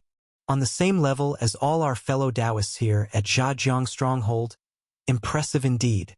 Li Qianluo was digging into Flaming Six Wings with every comment. Flaming Six Wings was so angry his nose was almost crooked. But he couldn't lash out now because the image the Moon God race projected to outsiders was of being unselfish, gentle, reasonable, loving, and magnanimous. If he lost his temper, it meant he couldn't handle losing, destroying their carefully built image. He was now bound by the shining identity he had crafted for himself. Flaming Six Wings didn't speak, but it had to be said that his composure was far superior to that of Yi Ji and Ri, and whom Xiang Beifei had met last time. At the same time, Xiang Beifei spoke up. "Actually, everyone is right. The coming darkness will occur within a few hours. To be exact, it should be in 26 breaths, and then there will likely be a 2-breath-long night, followed by more frequent changes, 3 breaths of daytime. 1 breath of night, 2 breaths of daytime. A breath is the time it takes to inhale and exhale. The pattern of day and night had also been extremely swift and fleeting last time. The Taoists from Light Valley were highly skeptical. Could Xiang Beifei really calculate the pattern to this extent? Everyone held their breath and counted the time silently. Sure enough, the sky darkened once again, but after 2 breaths it turned to daytime. Then after 3 breaths, night began again. When the day lit up once more, all cultivators were utterly admiring of Xiang Beifei. The day and night changed continuously, exactly as Xiang Beifei had said, down to the smallest detail. Now, everyone fully believed that Xiang Beifei from Kangji Abyss truly had mastered the pattern of day and night in the land of inheritance derived by their predecessors. That meant Xiang Beifei was the hope for all the Taoists there to leave the land of inheritance, not Flaming Six Wings. Did we support the wrong leader? Some people began to whisper. Indeed, Xiang Beifei clearly understands the pattern of day and night in the land of inheritance better than Flaming Six Wings. If someone has the hope to lead us out of the land of inheritance, it must be Xiang Beifei. Doesn't that mean we've been misled by Flaming Six Wings from Light Valley? The cultivators from Light Valley's faith in Flaming Six Wings had started to waver. They had originally chosen Light Valley for a common benefit, but now Xiang Beifei from Zhajiang Stronghold clearly had a superior ability to deduce, so what was the point of following Light Valley? What would happen if I left Light Valley now? Would that anger Flaming Six Wings? No, Flaming Six Wings had already said that Light Valley is charitable and tolerant. They are so magnanimous. How could they be angry? Have you ever seen Flaming Six Wings scolding anyone? That's true. Flaming Six Wings has always been a Taoist of good temper. He probably won't get angry. Then I'll see if I can leave Light Valley later. These words reached Flaming Six Wings' ears, and he was completely upset. You bunch of opportunistic traitors. He cursed viciously deep in his heart. Just as the aforementioned cultivator had said, he was of good temper, charitable and tolerant. Logically, he shouldn't lose his temper. Flaming Six Wings was so angry he almost vomited blood. Xiaohe, far away, hugged the candle dragon eye and laughed uproariously. Xiang Beifei had given Xiaohe the candle dragon eye so Xiaohe could control it on his own, avoiding any suspicion from everyone else. Xiaohe completed the task very perfectly. The timing of darkness and light followed exactly as guided by Xiang Beifei. The duo worked flawlessly together, completely deceiving all the present cultivators. Since Flaming Six Wings had fabricated a non-existent fact to manipulate the cultivators into working for him, Xiang Beifei naturally took this opportunity to go with the flow and use this chance. When it came to deception, he indeed hadn't lost to anyone else. Previously, when Ghost Mustache of Remnant Visage transformed into Unrestrained, he had deceived them all into total annihilation, and now he naturally wanted to treat Flaming Six Wings, with his sanctimonious facade trying to target him in kind. Lord Qi, what should we do now?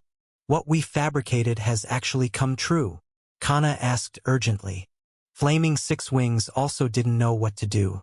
Originally, he had only intended to use the non-existent explanation of day and night changes to win people's hearts. Who would have thought that now things had completely spiraled out of control? Flaming Six Wings now was unable to confront Xiang Beifei physically. If he made a move, the sacred image he had worked so hard to cultivate over the days would be shattered in an instant.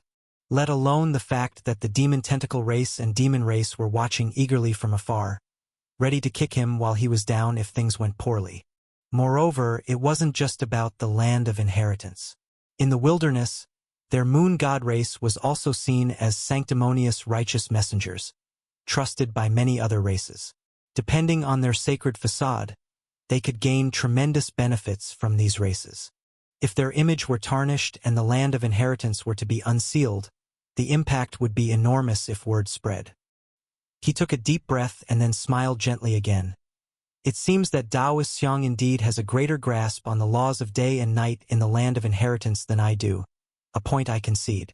However, since Taoist Xiang knows the secrets of day and night in the land of inheritance, could he share this secret with all the Taoists here?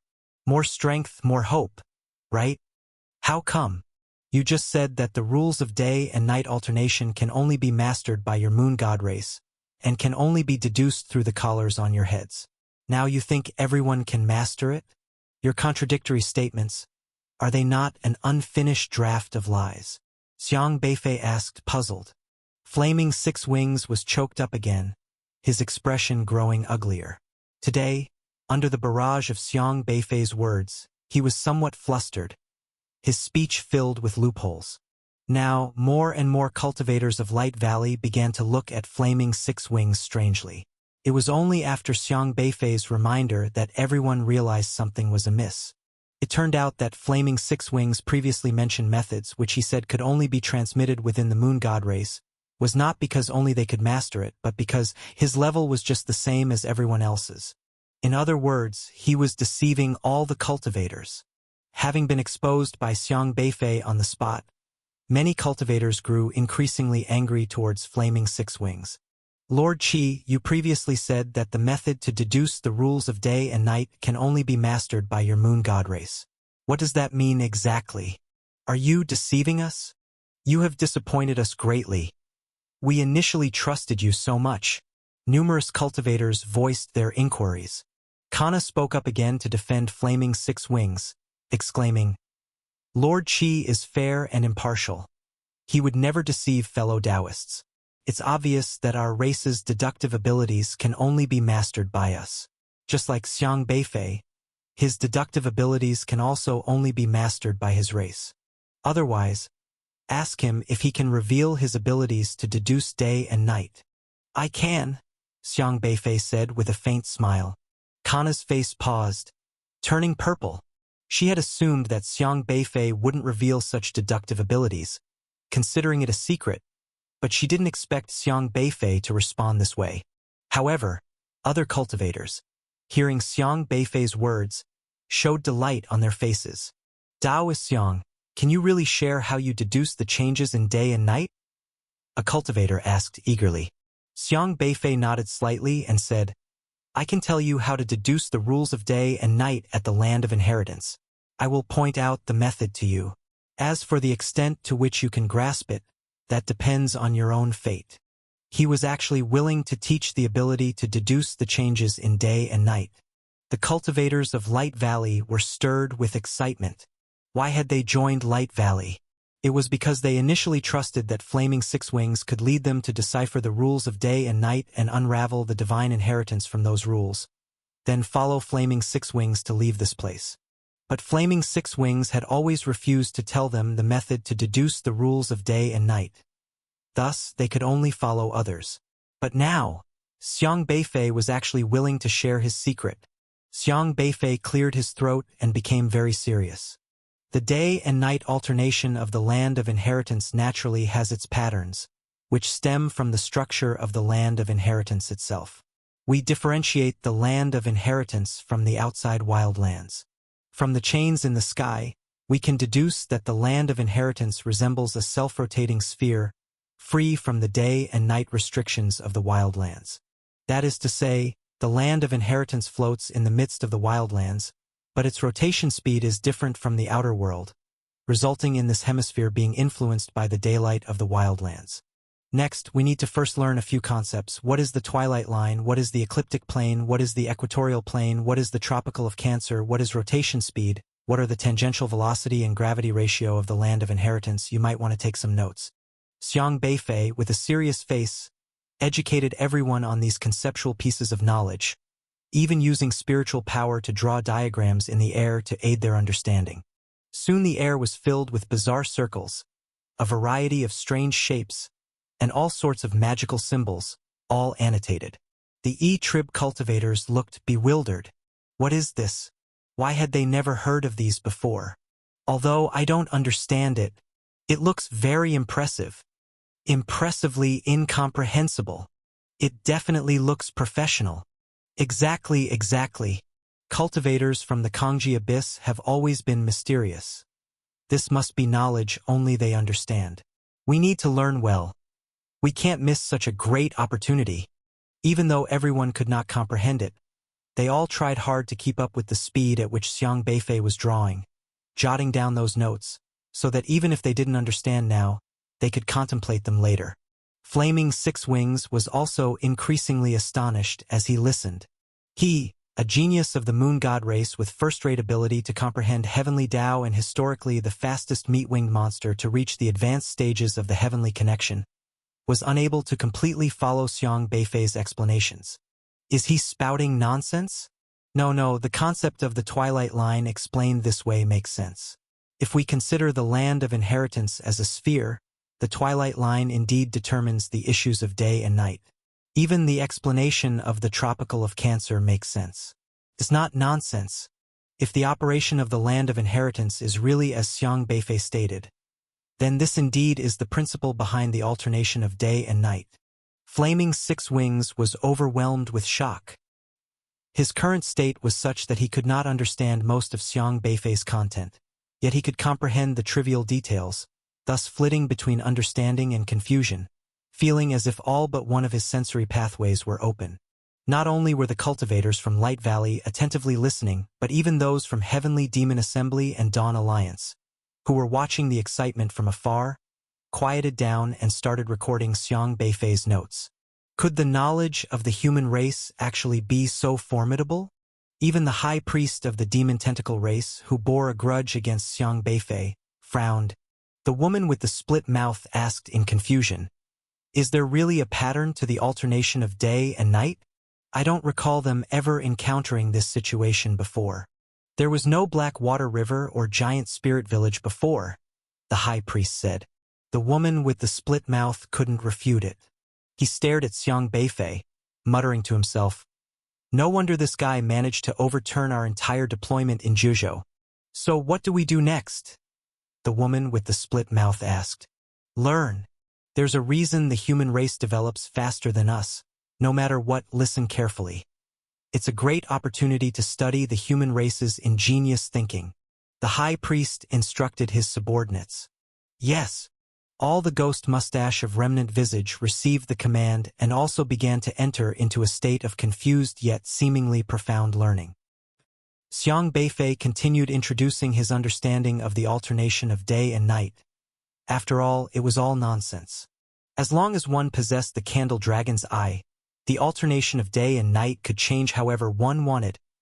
Wasn't it just a matter of Xiaohe licking the candle dragon's eye as per whatever pattern desired? Next, let's talk about the rotation speed of the Land of Inheritance. The reason why the alternation of day and night jumps so quickly is because the rotation speed of the Land of Inheritance is quite unique. This is closely related to the entire formation pattern of the Land of Inheritance. Its tilt angle is not fixed and changes with time. If we can grasp the changes in the tilt angle at this point, we must mention the concept of Triha Chaos Stone Piercing variant, put forward by our elders from the Extremity Abyss. Xiang Beifei said this and suddenly stopped without continuing. Everyone was fervently taking notes, and when they noticed Xiang Beifei stopped speaking, they also looked up and urged him anxiously, "Daoist Xiang, keep talking. What is the Triha Chaos Stone Piercing variant?" Xiang Beifei gestured seriously with his hand, the thumb touching the other fingers one by one, as if deducing something, and said, "Let's wait until daylight to continue. Otherwise, you won't be able to hear." His words had just ended, and suddenly, it really did become night. The sky really darkened. Everyone was taken aback, but just after 3 breaths, it became bright again. Now all the cultivators blew up. Daoist Xiang calculated in advance that it would get dark, and deliberately stopped to wait for us, making it easier for us to keep up. He really is so considerate. I'm so touched. Not only can he deduce the patterns of the alternation of day and night, but his teaching is also so responsible. This is the leader we need to follow. With such a move from Xiang Beifei, he had completely won over all the cultivators. Everyone was thoroughly impressed by Xiang Beifei and had no doubts about his abilities, and no longer questioned his knowledge. All right, let's continue discussing the issue of the Triha Chaos Stone Piercing variant, which will involve the tilt angle of the Land of Inheritance's rotation. Xiang Beifei continued to explain his fabricated theories earnestly. Xiaohe was already laughing crookedly from afar. One dared to bluff and a bunch dared to believe. Xiang Beifei and Xiaohe together had successfully tricked the group of E-tribe cultivators. In terms of bluffing abilities, Flaming Six Wings was nothing more than a sweet potato compared to Xiang Beifei. Xiang Beifei, when seriously pulling a con, could spin the higher-level awakeners of the Juzhou Alliance around in circles, and could even trick the disguised ghost mustache of remnant visage completely off the map. You should know, when Xiang Beifei had investigated the unrestrained incident last time, it was relying on Era's hyperspace variable, that he had infiltrated the Wufu Desolate Beast Research Company and successfully installed all formation jades into the body of Unrestrained, which was parasitized by the ghost mustache. This time, having spun the Triha Chaos Stone Piercing variant, he again successfully bamboozled all the cultivators. But now, no cultivator was questioning him because Xiang Beifei paused his lecture halfway through and waited for daylight, an act that was too persuasive. Who could doubt a genius capable of predicting things so accurately?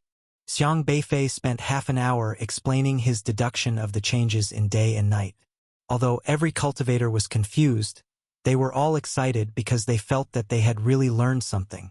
That's all for the explanation about the Land of Inheritance for now.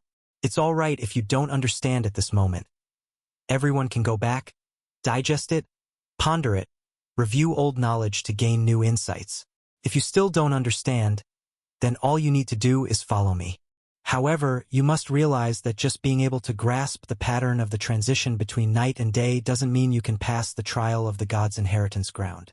We need to infer from this pattern its relation to the divine inheritance.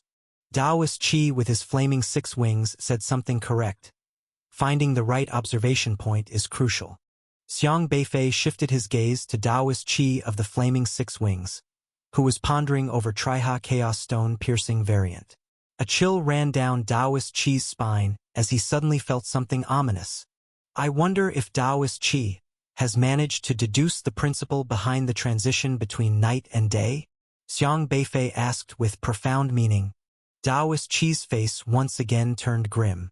He dared not claim he had learned it because if he said he had, Xiang Beifei would surely ask when the next transition between night and day would be, and he would be embarrassed again.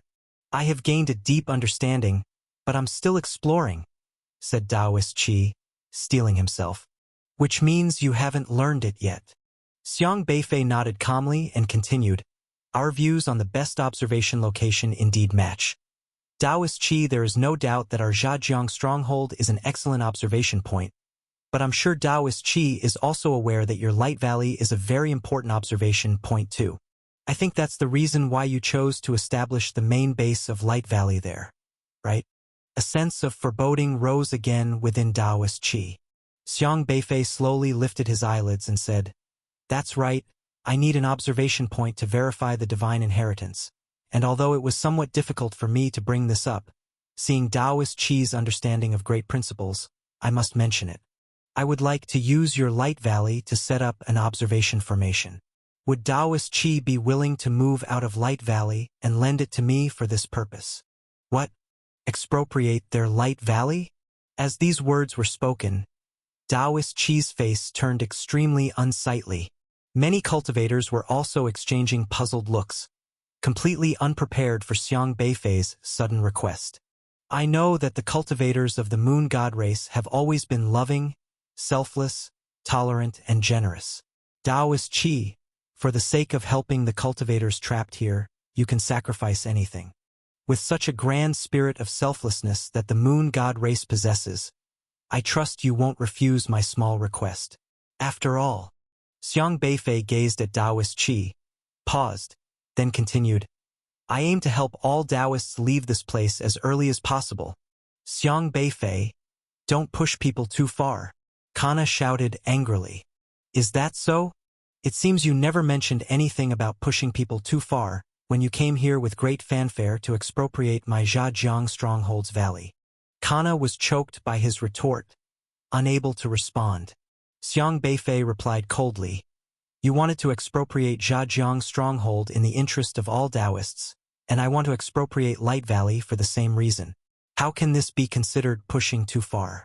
Until now, your Moon God race has not found a way to unravel the pattern of night and day transition at the Land of Inheritance. If you can't do it, then let me. Ask everyone here if this isn't right. Those cultivators who originally belonged to Light Valley pondered over this matter. Indeed, it's reasonable. Lord Qi also said that both Light Valley and Zhajiang Stronghold are excellent observation points, but now that Lord Qi's deductive abilities are not as good as Xiang Beifei's, I think we should let Xiang Beifei use Light Valley. There might still be a glimmer of hope. That's right, we have all seen Xiang Beifei's capabilities. He really has the talent. I originally joined Light Valley because Lord Qi said he could deduce the night and day transition ability. Now, I trust Xiang Beifei even more. Exactly, just as we came to expropriate Zhajiang Stronghold for the benefit of all Taoists, we can also let Chief Xiang expropriate Light Valley for everyone's benefit. Lord Qi is so kind, he surely won't refuse. Yes, Lord Qi has always instilled in us the principles of broad love and selflessness. He will surely lead by example. I think giving up Light Valley won't even make him frown. Lord Qi, please let Light Valley be used. Originally, the E-Trib cultivators here came together for their individual interests. Now, those cultivators who originally belonged to Light Valley had already defected to Xiang Beifei's side. They all supported Xiang Beifei in expropriating Light Valley, forcing Taoist Qi to move out. Taoist Qi was almost spitting blood. Broad love my ass. You damned bandwagoners. Taoist Qi was accumulating a surge of anger within. He never expected the situation to turn out like this. These fellows had just helped him denounce Xiang Beifei, and now, with just a few words from Xiang Beifei, they turned around to denounce him. Li Qianluo stood with hands on hips, loudly saying, Taoist Qi, if you don't agree, then we shall declare war on you by force. Forget about what's proper or not. The rules were made to ensure that we all can leave alive. Anything that hinders our way out must be removed. This is a holy war, a war for justice. Everyone was taken aback briefly. Why did Li Qianluo's statement sound so familiar? They quickly realized that these were the very words Zhao Dihong had declared righteously when demanding the subjugation of Xiang Beifei. Li Qianluo had simply lifted them verbatim. Heaven knows if she had also sneaked into Light Valley just now. This is a just demand. Taoist Qi, you absolutely cannot refuse, or else you will be our public enemy. Li Qianluo declared again loudly.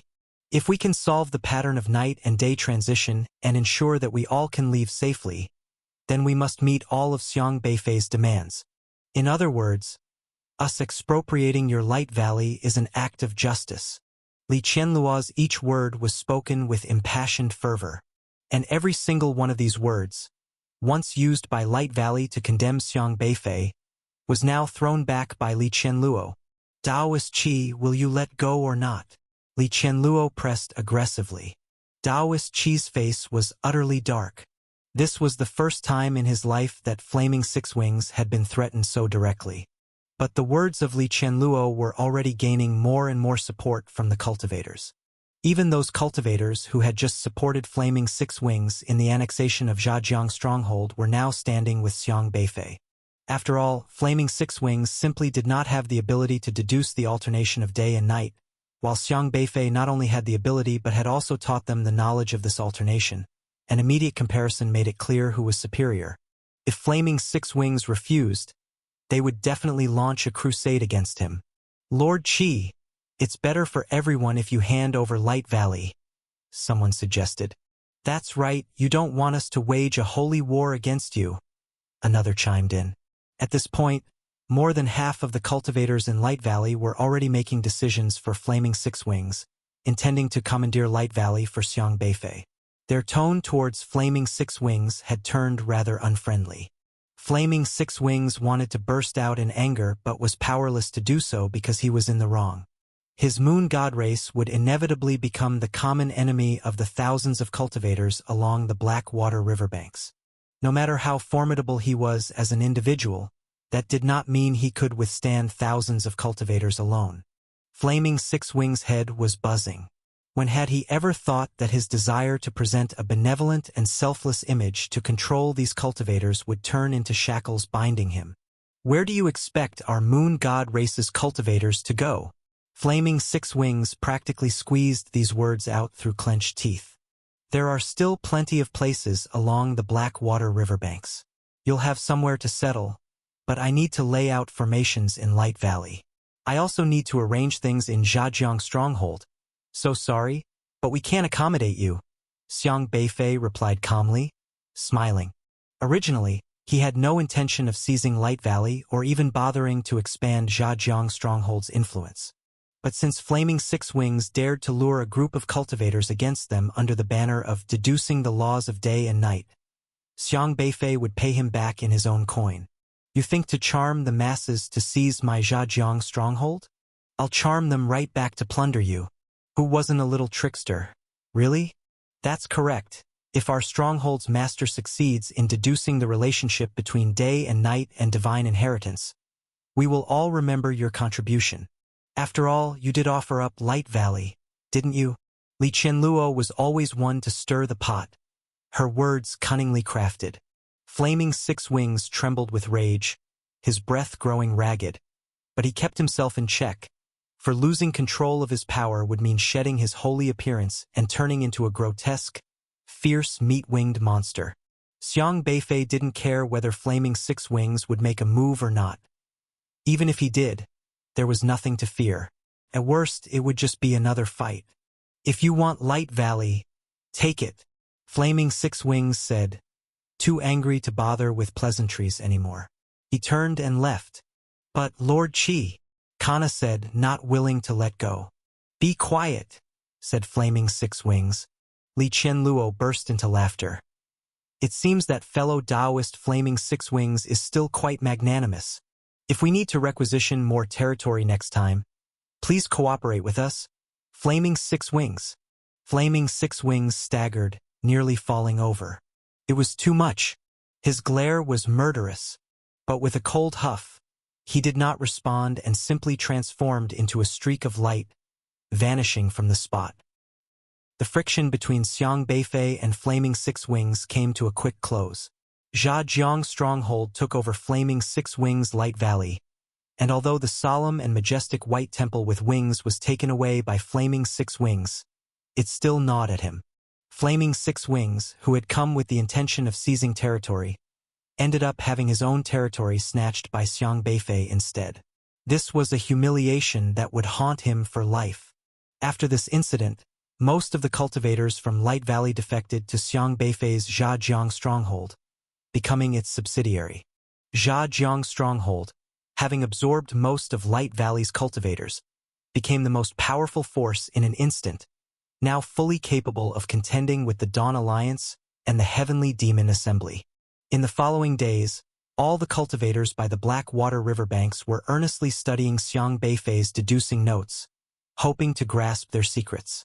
Although they quickly understood the basic concepts, which weren't too difficult for a group of powerful cultivators, the main issue was the Triha Chaos Stone Piercing variant, because being called a variant implied there were no fixed values, meaning they couldn't make accurate predictions and had to rely on observations to derive specific values. However, since the Triha Chaos Stone Piercing variant required daily observations, this variable still depended on Xiang Beifei, making him the only cultivator capable of predicting the alternation of day and night. In truth, Xiang Beifei disdained using such methods to win over the people of the E-Trib. He wasn't like the meat-winged monster who reveled in using tricks to attract followers. If it weren't for Flaming Six Wings seeking trouble on his own accord, he would never have used this method to annex Light Valley. Forming factions in such a confined place was a minor scuffle, meaningless and petty. Of course, now that things had developed to this stage, he had no intention of speaking the truth about day and night alternation to all the cultivators. He couldn't be bothered to deal with it anymore. He most wanted to know how to cross the Dark Water River. What exactly is in the desert stone cave of Bone Mountain? Xiang Beifei sat on the riverside, staring at the opposite bank where the mountains were filled with skulls, and fell into deep thought. What are you thinking about, boss? Li Qianluo ran over with a giggle, sat beside him, and asked, Do you have a way to deal with the Dark Water River issue? Xiang Beifei asked. If I had a way, I would have crossed it a month ago. Do you think I'd be here waiting? Li Qianluo spread her hands, then fiddled with the belt of her attire. She wore a light aqua gauze dress today, made of some material that was as light as water and looked very graceful. Being stuck here isn't a solution either, Xiang Beifei said. By the way, I haven't seen you for the past 2 days. Did you visit Giant Spirit Village? Li Qianluo asked. Why would I go there? Xiang Beifei had been practicing his cultivation for the past 2 days. The Giant Spirit Village could be considered a barrier that prevented them from leaving. There were too many terrifyingly powerful giant spirits there. Fortunately, they usually did not leave the village, living there without coming to the Dark Water riverbank. In the eyes of the kilometer-tall giant spirits, the cultivators by the Dark Water River were probably just like a bunch of insignificant ants. The activities here wouldn't attract the attention of those giant spirits. I had nothing to do, so I went strolling around the Giant Spirit Village to see if I could find any clues, Li Qianluo said. You were strolling there? Aren't you afraid of being hunted down? Xiang Beifei said. The senses of giant spirits were extremely sharp, or else those E-Tribe cultivators wouldn't have suffered such heavy losses when they passed through the Giant Spirit Village. What's there to fear? I can always run away, Li Qianluo said nonchalantly. Xiang Beifei raised his eyebrow and turned to look at the somewhat quirky girl. This girl always seemed to be carefree, but there was a meticulousness in her rashness. She rarely messed things up. Then, did you find anything? I actually did. I found a strange place where there seems to be a stele with many huge inscriptions on it. Unfortunately, I couldn't understand it. Do you want to go take a look? Xiang Beifei pondered for a while and said, all right. They left the dark water river bank, concealing their figures as they flew towards Giant Spirit Village, to avoid drawing attention. The Giant Spirit Village was over 100 kilometers away from the dark water riverbank. Although it seemed far, in reality, for those kilometer-tall giant spirits, it was only a few steps away, so the two of them were still very cautious, not daring to be too ostentatious. Once within sight of the terrifying buildings of Giant Spirit Village, they landed and began to quietly advance through a field of chaotic rocks. Ahead, a massive figure was leaning against a stone, seemingly seated and asleep, with a face as huge as a firmament, enormously large. This guy was snoring with a rumbling sound that was deafening. Each snore seemed to roll up a bellow and create a terrifying whirlwind. If a god-refining cultivator encountered this whirlwind, they would be torn to pieces in an instant if they were not careful. Over here. Li Qianluo seemed very proficient at this, leading Xiang Beifei down one path, avoiding the giant spirits, then walking along the foot of the enormous city wall, rounding a stack of huge rocks about 10 meters tall and finally stopping at the edge of a large clump of grass. The plants here were extremely tall, about 10 meters, making it difficult to tell whether they were trees or grass. I discovered a small crack here last time. Entering through here, we won't be noticed. Li Qianluo parted the leaves of those plants. Behind this thicket was a passage about 5 meters wide, very concealed. A 5-meter-wide crack? Xiang Beifei was astonished. Nonsense. Compared to these kilometer-tall walls, 5 meters of course counts as a small crack. Li Qianluo, now used to such sights, had already crawled into the crack and waved for Xiang Beifei to follow. Xiang Beifei entered the crack. The crack was very long, winding about for 100 meters or so with a strange smell in the air, and the ground littered with various stone chips. It's strange to see such a large crack, with the stones in Giant Spirit Village being so smooth. Xiang Beifei walked while examining the crack above. The stones here were extremely hard. Even he could not smash them, so seeing a 5-meter-wide crack still felt odd. It was pried open by an enigmatic tree. Look, these are its roots. Li Qianluo pointed to something at their feet that was as hard as a stone. Rough. Era jumped over in confusion, constantly stepping on the dark object. If it were a tree, theoretically, it would be within his control. Xiang Beifei crouched down to touch it. The object felt like some black jade, warm to the touch, and was definitely not a plant. I don't know if it qualifies as a tree. It's very strange, a special kind of thing, but probably not a plant. However, it looks like a tree from the outside. Let's go this way. Li Qianluo followed the black root, which was getting bigger and bigger, making the available passage increasingly narrow. The black jade-like roots seemed to be blocking the entire pathway, or rather, it was these roots that had split the wall. This made Xiang Beifei even more surprised. How could these peculiar roots be so formidable? Capable of splitting a wall that even heavenly connection experts couldn't shatter? They continued forward, but the path ahead was nearly completely blocked. However, there was still a narrow crevice just wide enough for one person, and the two of them ducked and squeezed through it, finally emerging from the crack, but still surrounded by shadows. Looking up, the black roots were growing larger, coiling upwards like muscular dragons. Each root was abnormally thick, with the girth of the rounded roots measuring several tens of meters in diameter, and above was a terrifying black tree that blotted out the sun. It was pitch dark, as if it enshrouded the sky itself. The light was extremely dim. Sunlight couldn't reach here at all, with only a faint shimmering light visible. It feels like this is some giant spirit's courtyard. They planted this huge tree here, and as a result, the roots have split the walls. Li Qianluo climbed onto the root, then began to fly upward. Xiang Beifei followed him, climbing the tree as well. He felt like a tiny insect that one might see on the big trees in the forests, utterly insignificant compared to this towering tree.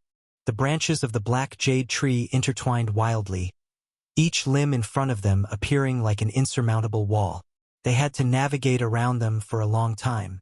Moreover, the leaves of this tree were incredibly large, each leaf being about 20 meters long and half a meter thick, with a texture that was very hard. Xiang Beifei tried to leave a mark on the black jade tree, only to find that he couldn't make any indentation at all. After flying up about 1,000 meters, they hadn't yet reached the top of the tree, but Li Qianluo stopped on a large leaf and began to walk inward. Over here, last time I found a very strange rune mark. What kind of rune mark? Xiang Beifei asked. That's what I don't know, hence I am asking you. Li Qianluo jumped to another thick branch and walked about 200 meters inward along the trunk. He stopped and pointed at the branch. Right here.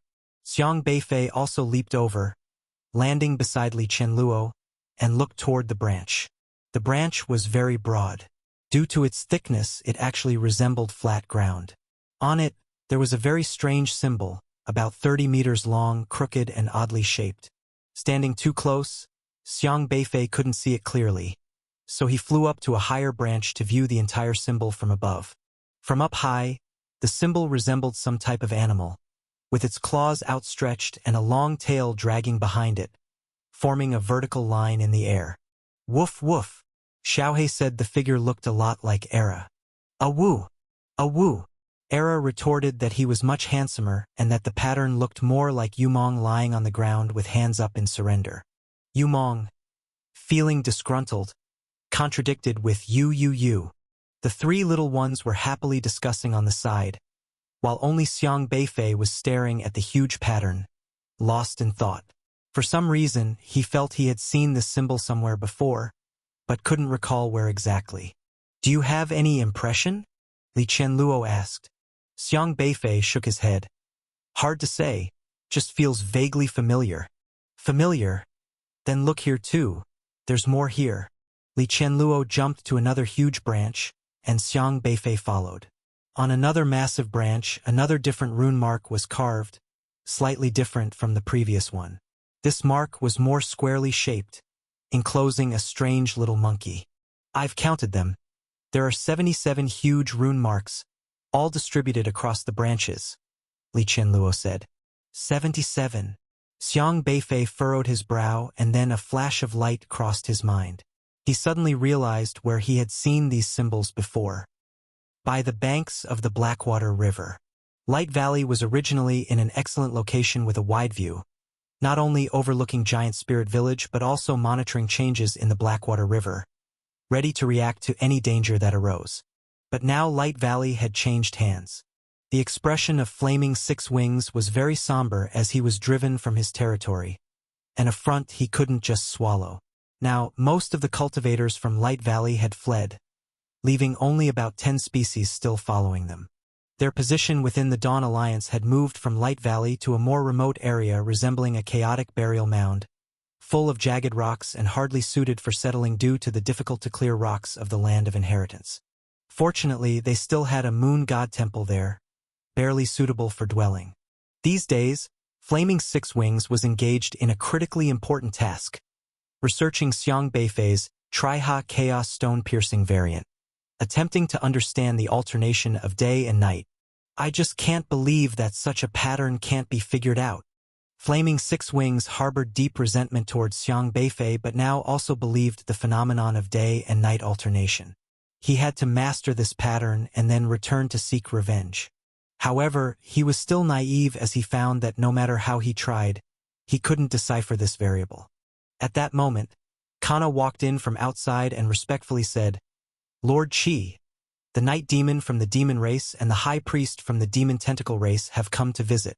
Flaming Six Wings slightly frowned, speaking coldly. What are they doing here? To make a mockery of us? Kana replied.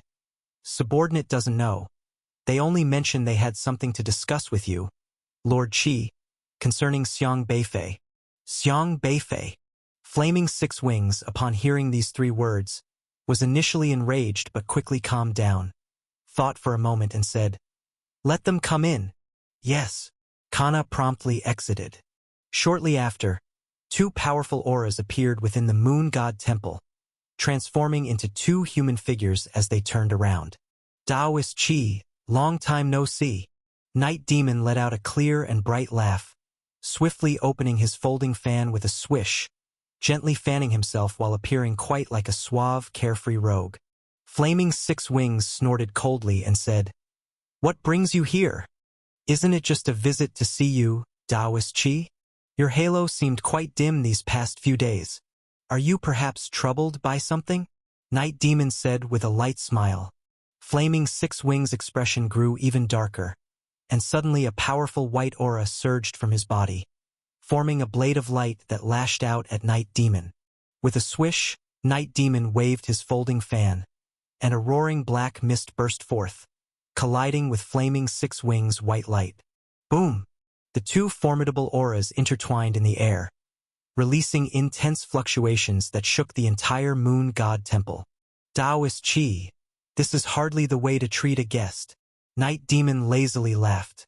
Flaming Six Wings was devoid of his holy aura, replaced instead by yellow warty bumps across his body like a toad. The holy wings on his back had also transformed into six fleshy yellow wings, with sharp black blades at their tips. "I still prefer you this way, cough cough." The high priest was not surprised by Flaming Six Wings' true form. "If you've only come to kick me while I'm down, then you've got the wrong place." With a swish, Flaming Six Wings' six fleshy wings emitted a yellow light as the foul-smelling river of death coiled in beams of light around the six pairs of flesh wings. Night Demon and the high priest exchanged glances, knowing Flaming Six Wings was indeed extremely angry. Otherwise he would not have revealed his true form. They refrained from further provocation, as a real fight would not be merely for show. Taoist Qi has misunderstood. We are all friends stitched by the same thread with a common enemy. How could we kick you while you're down? Night Demon said with a grin, pulling his aura back. Flaming Six Wings narrowed his eyes, his resentful gaze shifting between Night Demon and the High Priest. A common enemy? What is he to you? If it were the High Priest of the Demon Tentacle race, there might be resentment because Beifei had slain Giant Spirit, but he did not recall Night Demon having any grudges with Beifei. Beifei is of the human race, so what is he to me? Night Demon said with a slight smile. Flaming Six Wings narrowed his eyes, then glanced at the Demon Tentacle race's High Priest and said, "What of the human race? We all know very well. There's no need for veiled speech." Night Demon said, "You also desire the Tao embryo on him?" asked Flaming Six Wings. "Who doesn't crave a Tao embryo of the human race?" responded Night Demon.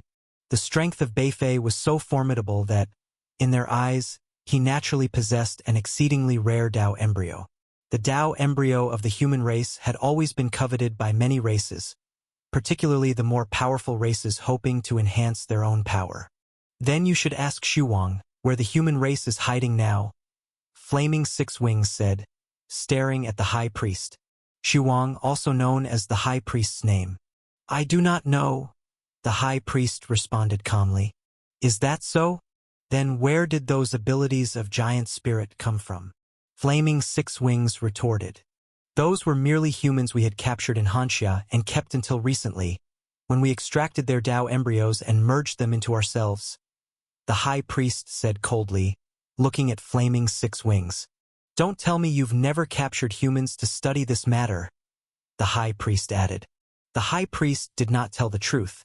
He knew the whereabouts of Zhuzhou, but they intended to monopolize the human race's Tao embryo, so he had no intentions of disclosing the location of Zhuzhou. Flaming Six Wings snorted, indicating his skepticism. "Anyway, now that we have a human appearing before us, alive and extremely formidable, the priority is to figure out how to deal with them," said Night Demon. "How do you plan to act against Beifei? He is quite popular now with countless followers," asked Flaming Six Wings. "No matter how formidable he is still just one person," Night Demon said with a meaningful smile.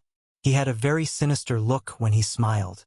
However, Night Demon's actual target this time was not Beifei, but Li Chenluo, who possessed 5 pieces of the sacred stones. The 3 experts of the Moon God Temple all harbored their own ulterior motives. concealing certain matters from each other. The high priest continued to feign ignorance of the whereabouts of the remaining human race of Hanxia, deliberately concealing information about Jojo and refusing to reveal it in full. The night demon desired to obtain the 5 small sacred stone fragments in Li Qianluo's possession, but did not want the other 2 to know. So he also pretended to target Xiang Beifei to acquire the Dao embryo. In reality, for the night demon, the 5 small sacred stone fragments in Li Qianluo's hands were more important than the Dao embryo. Flaming Six Wings naturally had his own plans as well. I'm willing to cooperate, but if we catch Xiang Beifei, to whom does his Dao embryo belong? Flaming Six Wings asked unambiguously. The high priest slowly said, if we capture Xiang Beifei alive and torture the whereabouts of the human race out of him, do we still need to be concerned about how many Dao embryos we want? So to whom does Xiang Beifei's Dao embryo belong? Flaming Six Wings repeated coldly. He insisted on settling this issue beforehand.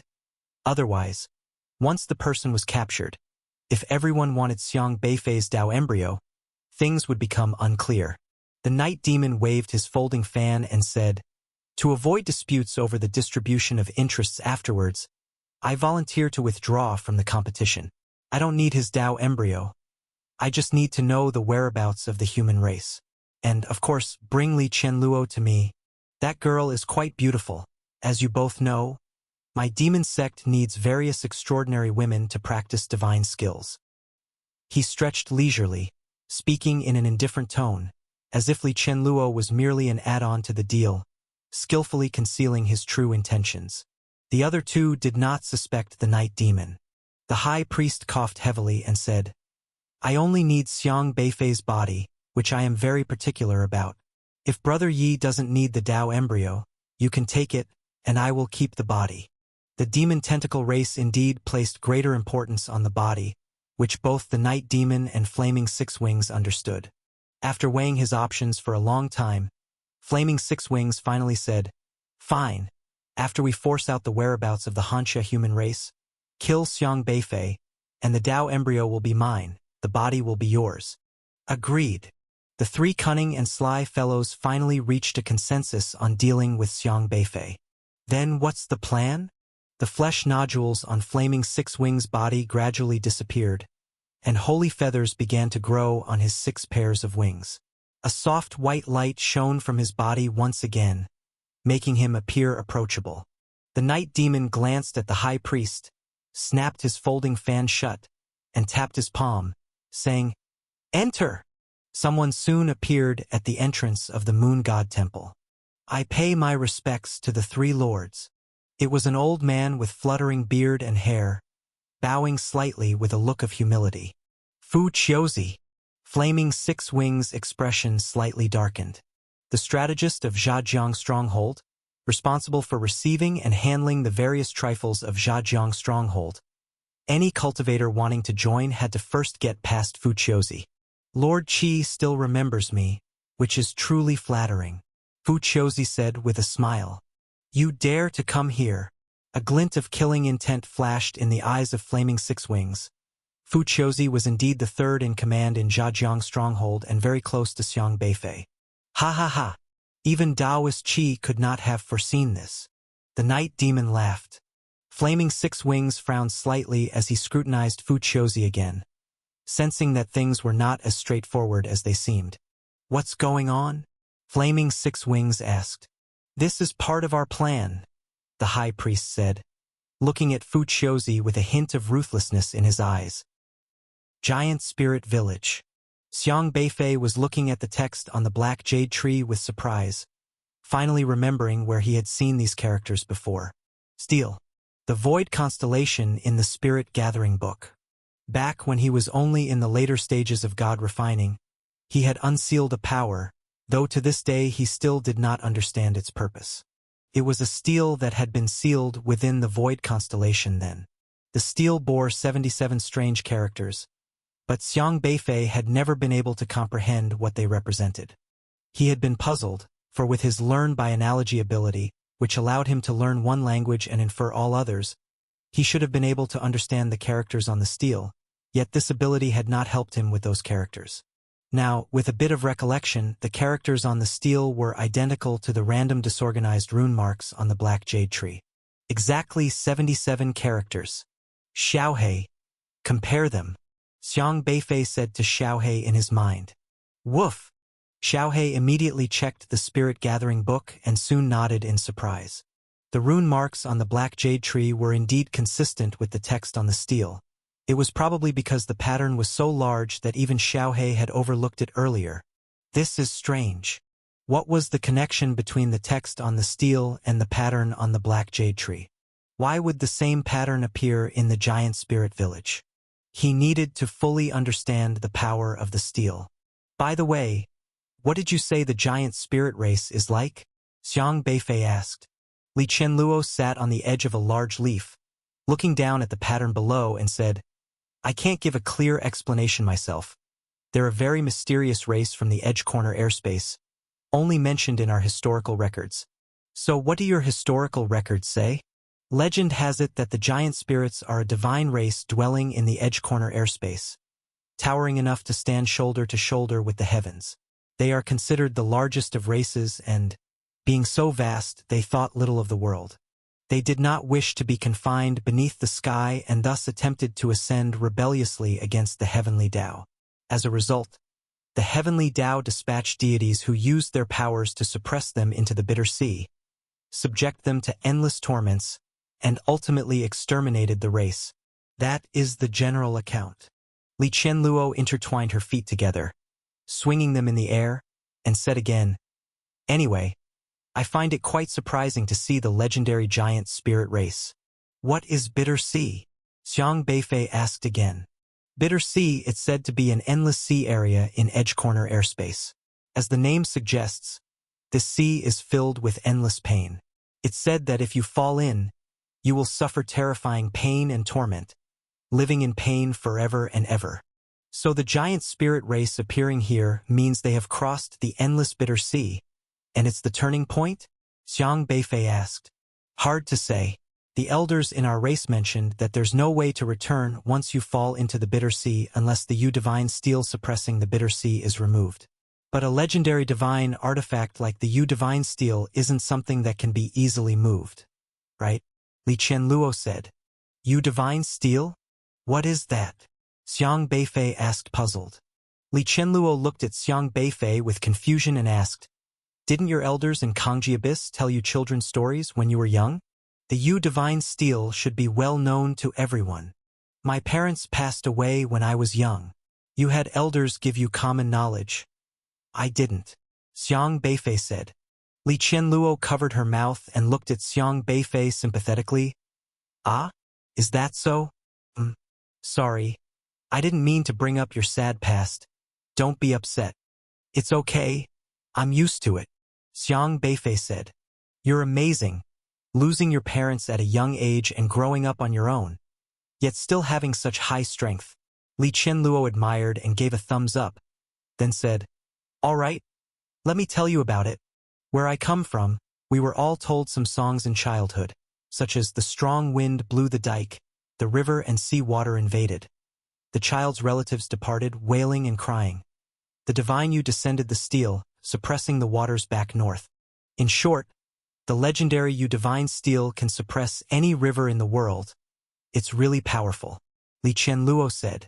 Xiang Beifei paused slightly. Is the Yu-Divine stele really that powerful?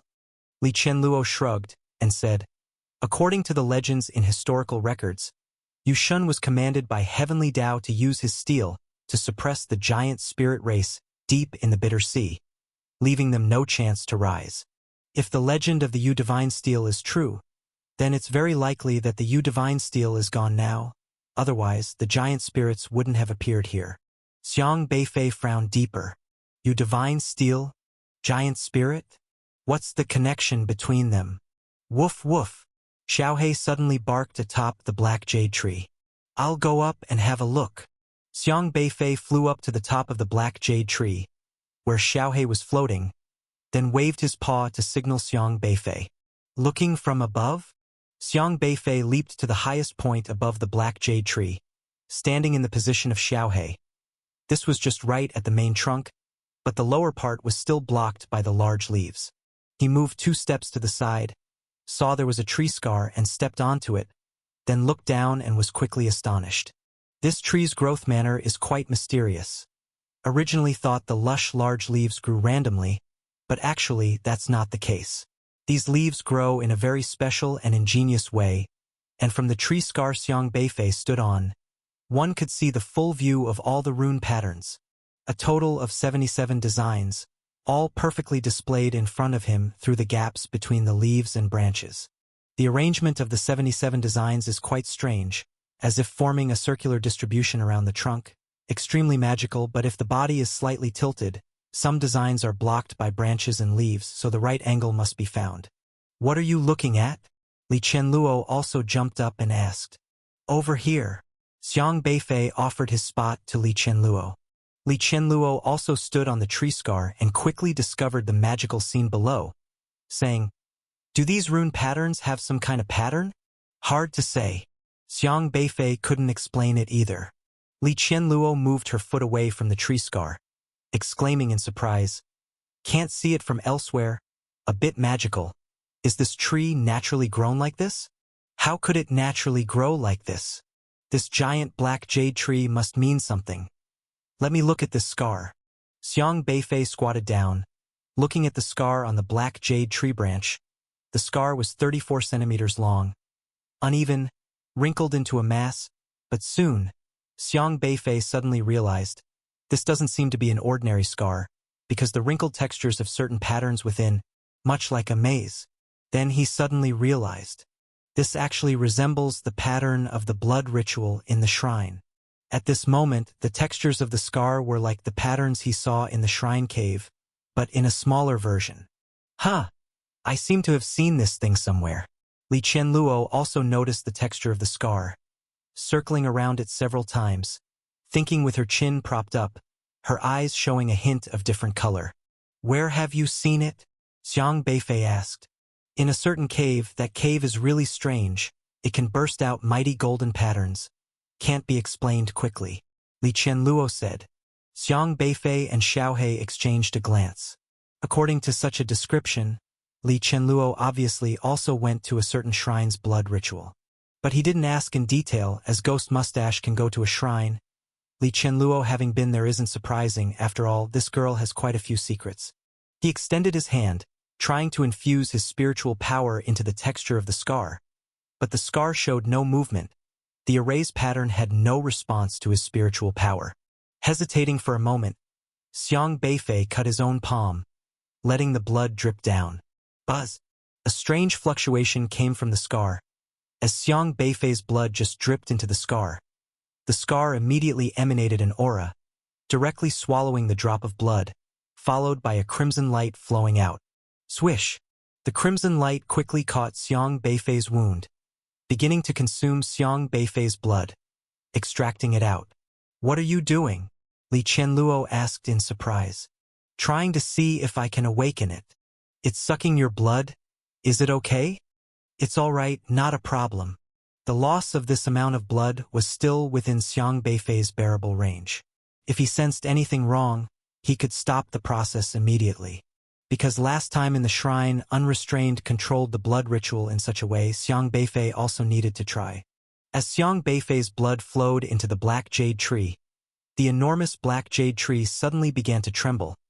All the massive black branches and leaves emitted a strange aura and started moving. The rune patterns below no longer remained still. Astonishingly, they began rotating along the trunk of the black jade tree. As the patterns rotated to different positions, some gaps in the patterns connected. Xiang Beifei finally realized that different rune patterns can connect together, meaning these 77 rune patterns are like puzzle pieces, can be assembled into different designs. This discovery greatly surprised Xiang Beifei. But those branches with rune patterns rotated too quickly, making it difficult for Xiang Beifei to form a complete design out of them. He tried his best to control the black jade tree, to see if he could adjust the layout of those branches. This process was tough, because the black jade tree was just too large, towering thousands of meters tall. The blood needed to maneuver was an unimaginable amount. Soon Xiang Beifei felt himself almost unable to hold on. At this moment, A thunderous roar suddenly came from the distance, and before Xiang Beifei could react, he saw a giant hand shrouding the sky reached over. Oh no! Discovered by the giant spirits. Run! Li Qianluo exclaimed in surprise. This was originally the courtyard of the giant spirits, and the black jade tree grew in their yard too. Now, with such commotion from the black jade tree, it's impossible not to be noticed.